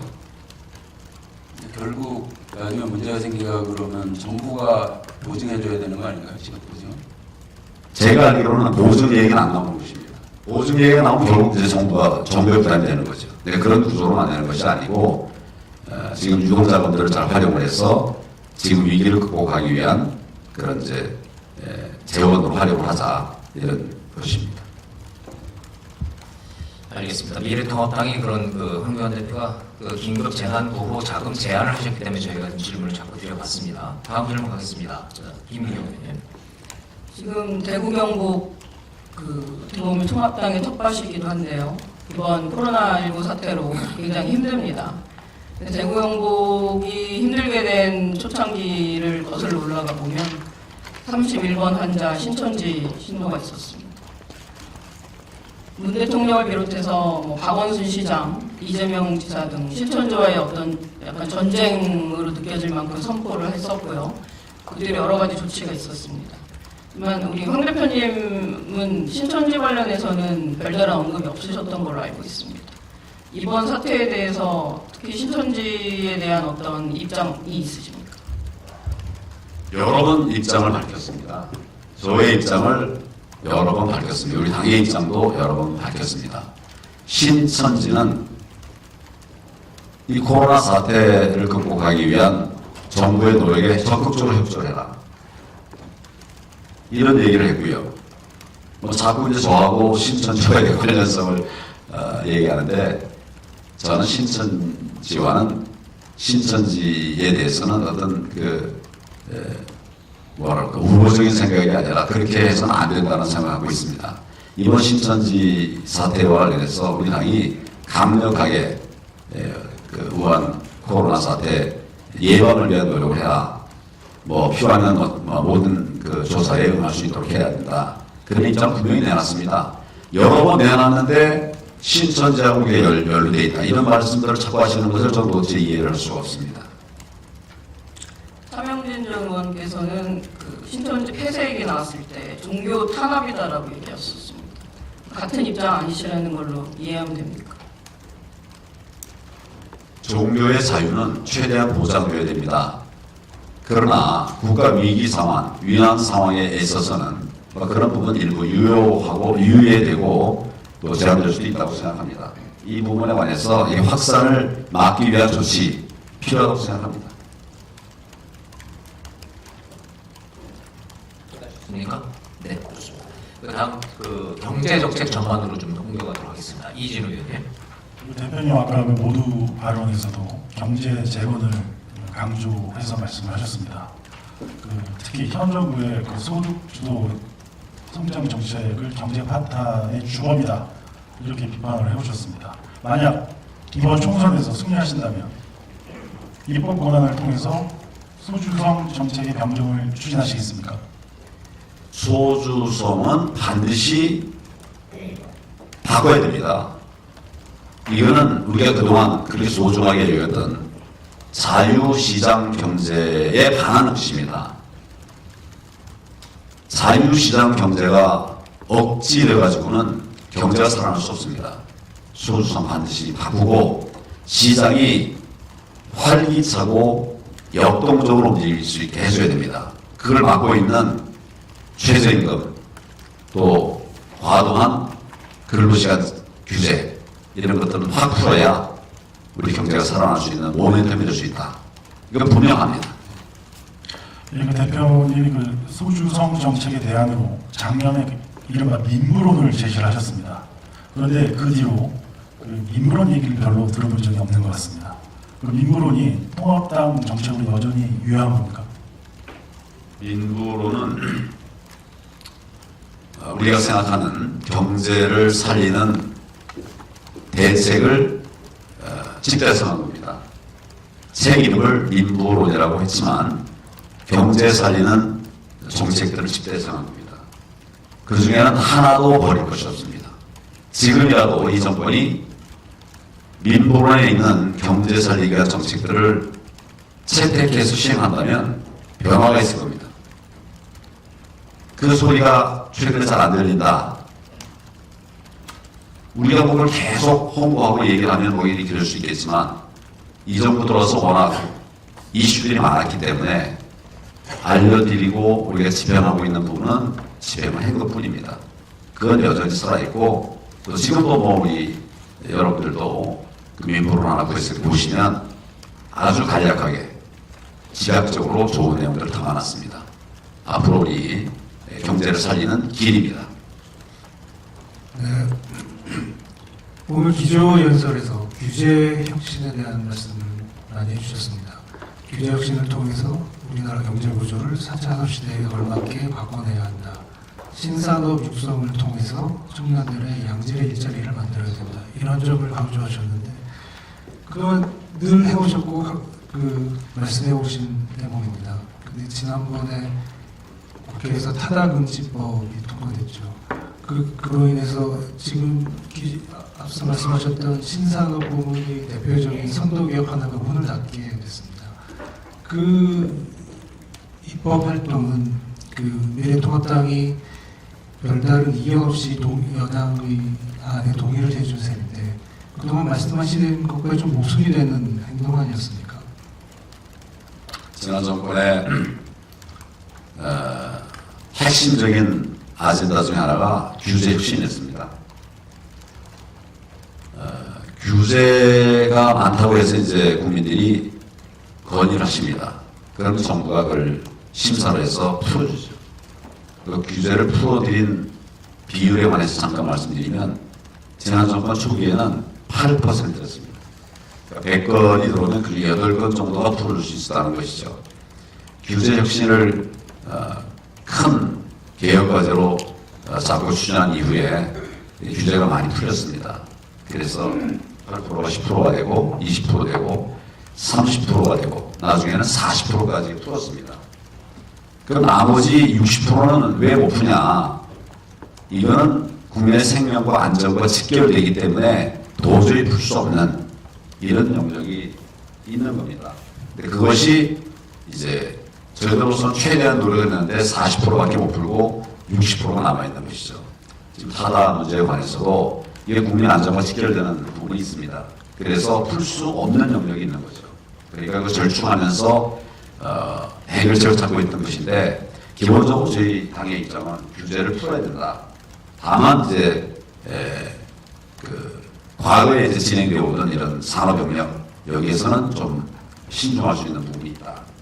규제를 과감하게 풀어야 될 부분은 신산업혁명입니다. 4차 산업혁명을 비롯한 신산업혁명에서는 새로운 시도를 할 때 규제가 정말 큰 장벽이 되고 있습니다. 신산업혁명에서는 과감하게 풀고 또 전통산업혁명에서는 이제 체계적이고 좀 단계적으로 풀어가는 이런 양방향 규제개혁 정책이 필요하다고 생각합니다. 타다가 어떤 국민 안전과 모순이 됐다는 말씀이시죠? 많은 택시들이 있지 않습니까? 그러니까 이분들의 또 근로 조건이나 또 환경 이런 것도 보장을 해줘야 되고 또 타다라고 하는 신기술을 활용한 대중 교통수단도 또 이제 확산을 해야 되기 때문에 그 괴리가 있는 겁니다. 그 괴리가 사실은 뭐 생존과 관련된 이런 문제이기 때문에 굉장히 심각하죠. 그래서 조금 더 면밀한 검토가 필요한 부분인데 그런 부분에 관해서 지금 아직 사회에 저희 합의가 덜 되어 있는 부분이 있습니다. 오늘 좀 저희들이 면밀하게 더 챙겨서 앞으로 최선의 방안을 만들어 보도록 하겠습니다. 총선 아까 과반 이상의 승리를 목표로 하신다고 했는데 그 이후에 하실 일들이 많으실 텐데요. 지금 정부에서 그 주요 정책으로 쓰고 있는 탈원전 정책에 대해서 어떻게 생각하십니까? 그게 바꿀 수 있다고 보시는지 지금 중단된 그 원전들이 있는데요. 이게 재개 가능성 같은 것도 고려하고 계십니까? 탈원전은 반경제 정책입니다. 지금 우리나라에 자원이 있습니까? 석유가 한 방울 나옵니까? 가스가 있습니까? 자원이 아무것도 없는 나라입니다. 거기에 이제 뭐 수력 발전이라든지 뭐 이런 것으로 이제 지탱을 하는데 지금 우리 산업 규모에 비추어서 그런 전기로는 감당이 안 됩니다. 그래서 원전 얘기가 나오는 겁니다. 원전은 싼 값에 양질의 전기도 뭐 질의 차이가 있다고 합니다. 싼 값에 양질의 전기를 공급할 수 있는 것이 원전입니다. 그 원전의 큰 맹점 중에 큰 우려 중에 하나는 혹시 사고가 나면 어떻게 될 건가? 이게 제일 큰 문제죠. 저희들 입장에서는 이 원전의 안전성에 관해서 굉장히 심도 깊은 그런 연구를 쭉 했습니다. 그리고 안전하다. 과거에 3번의 원전 사고가 있었는데 그 원전 사고의 하나는 일본에서 생겼던 것은 원전 사고가 아니라 쓰나미 사고였습니다. 사실은. 그러니까 순수한 원전 사고 두 가지인데 미국에서 하나 또 구소련에서 하나 이렇게 있었는데 구소련은 우리가 전혀 세계가 다르고 미국의 것이 유사하지만 70년대의 사고였습니다. 그 이후에 많은 과학적인 방어체제가 만들어졌고 우리 거는 안전합니다. 안전하다고 저는 장담해도 됩니다. 그렇다고 하면 원전이 우리의 큰 하나의 경제성장의 원천인데 그걸 막아놓고 있다. 이거는 합리적이지 않습니다. 합리적이지도 않고 해서는 안 되는 일이라고 저는 생각합니다. 안전성을 더 확보하고 도모하기 위한 이런 노력과 병행해서 원전이 활성화돼서 이렇게 국민들의 생활의 편의를 지켜야 되고 이것이 또 우리 국민들이 전기를 쓰는 것 외에도 얼마나 많은 수입을 창출할 수 있는 것입니까? 외국에서는 우리 원전 도입하겠다고 난리인데 우리는 우리 원전을 없애겠다고 하니까 정말 코미디 아니겠습니까? 이런 부분은 어떤 이념적인 어떤 국민들의 오해를 불러일으키는 이런 것으로 보도할 일이 아니라 원전을 풀고 또 원전이 우리 경제 성장의 모멘텀이 되게 만들고 원전에 종사한 근로자들이 얼마나 많습니까? 이분들이 지금 갈 길이 없어요. 정말 아주 참담한 상황인데 다 길을 열어드려야 됩니다. 이거 외에도 경제 살릴 수 있는 이런 정책들 막혀있는 거 많습니다. 정말 풀어드려야 된다고 생각합니다. 네, 신승근 의원 4분 시간 더 드리겠습니다. 준비하신 질문 이해해 주시죠. 뭐 사람들의 많은 경제적인 관심사 중에 하나가 부동산 아니겠습니까?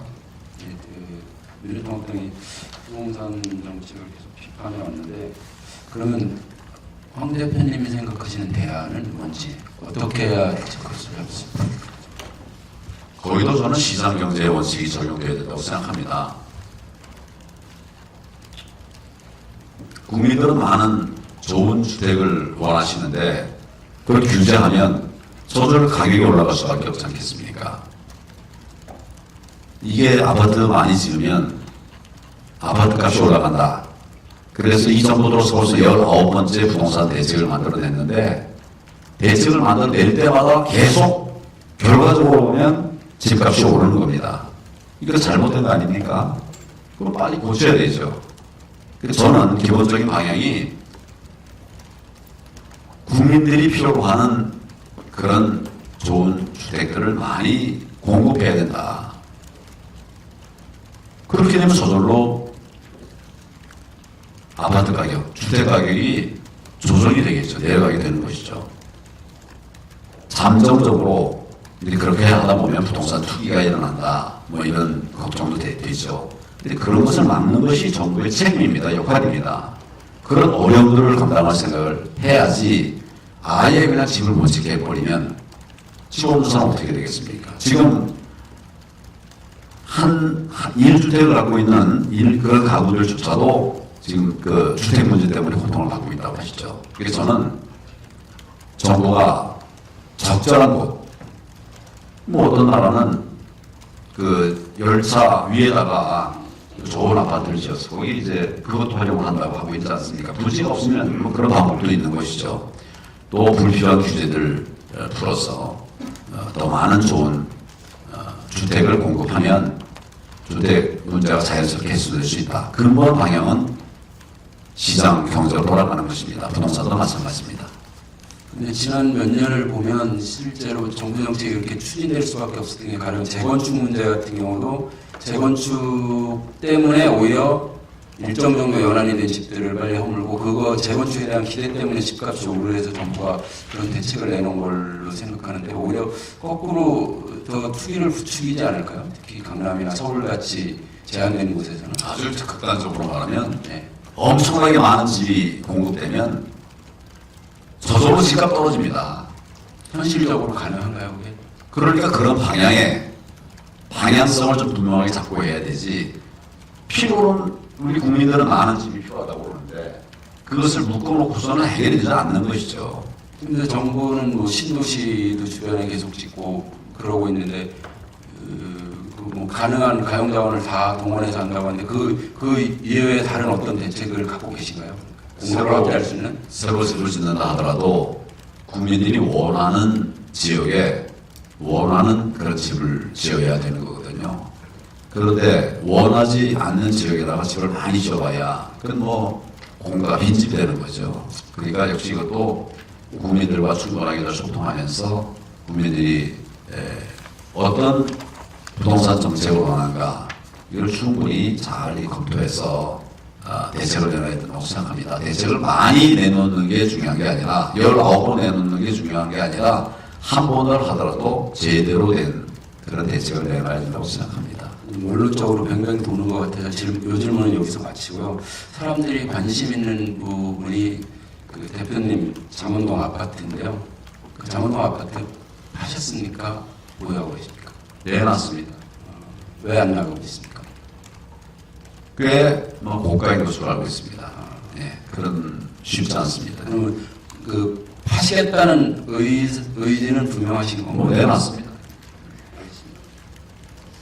네, 시간이 부족하긴 합니다만은 그래도 플로어에서 많은 질문들을 해 오셨기 때문에 중복되는 질문은 제가 걸러내고 단문단답으로 여쭤보고 소화하도록 하겠습니다. 자유한국당 미래통합당으로 변경한 거 장명실하다 어떻게 생각하십니까? 동의하십니까? 저희는 국민들의 뜻과 마음을 얻기 위한 노력들을 해오고 있습니다. 자유한국당을 미래통합당으로 바꾼 것도 그런 일환이라고 이해해 주시면 좋겠습니다. 오세훈 나경원 선거운동 현장에서 친북단체 조직적인 선거 방해가 있다라는 목소리가 있다. 구체적인 선거 방해로 보십니까? 선거 방해 가능성이 크다고 봅니다. 지금 이게 한두 군데서 이례적으로 생긴 것이 아니라 여러 군데에서 이제 동시다바로 생긴 것은 의도가 있다고 생각합니다. 조사를 해봐야 될 것이라고 생각합니다. 또 고발이라는 법적 조치도 취하실 계획이십니까? 당사자들이 할 것이라고 생각하지만 필요하다면 당에서도 검토를 하겠습니다. 자, 마지막 질문입니다. 엠번방 처벌과 관련해서 하신 답변이 성인지 감수성과 공감 능력이 떨어진다라는 느낌을 받으신 것 같습니다. 현직 기자이신 것 같은데 너무 원론적 답변에서 디지털 성범죄를 기존의 차원으로 처벌하는 것만으로는 해결이 안 된다는 의견인데 너무 쉽게 생각하시는 거 아니냐라는 취지의 질문이 들어가 있습니다. 제가 인터넷 범죄 수사 부장을 했던 사람입니다. 컴퓨터 범죄 수사 부장을 했었고요. 이 문제의 심각성을 너무나 잘 압니다. 우리 어제도 제가 메시지를 내기도 했습니다만 우리 당에서 총력 대응을 해서 연방 사건의 그 재발 방지를 위한 노력을 해나가도록 그렇게 하겠습니다.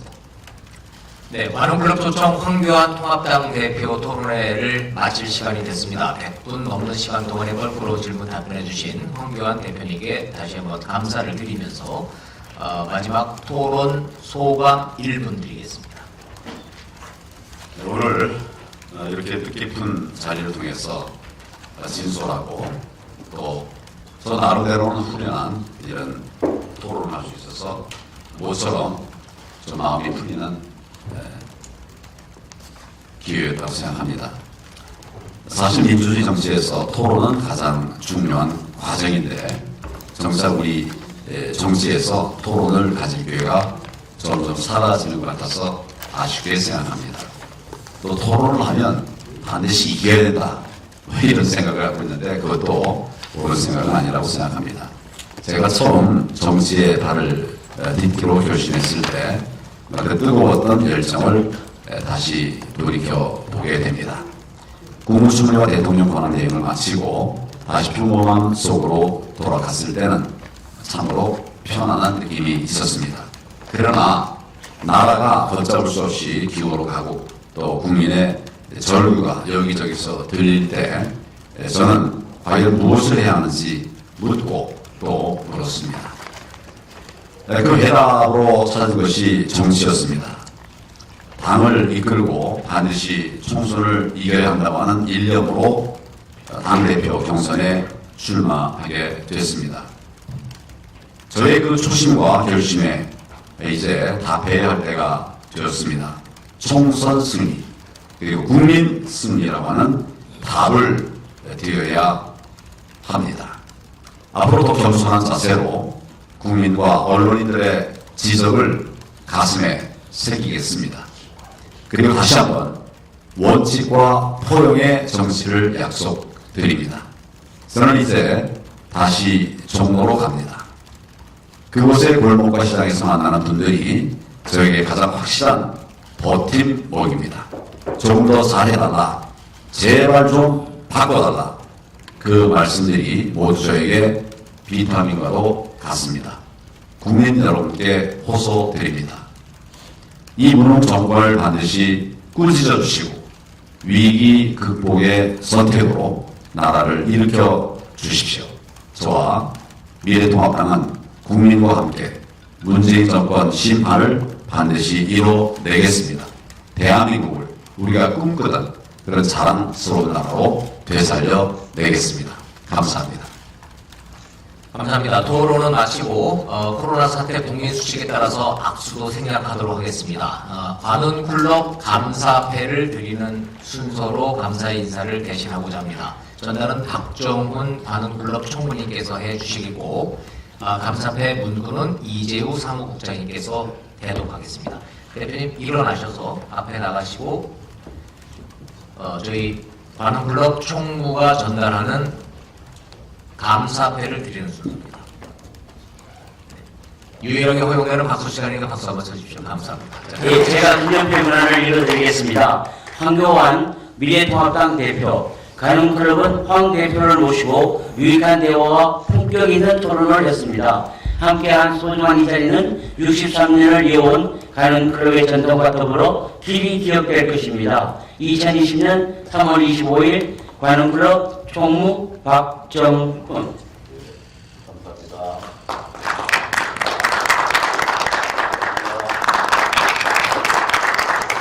자, 토론을 마치겠습니다. 수고들 많으셨습니다. 감사합니다.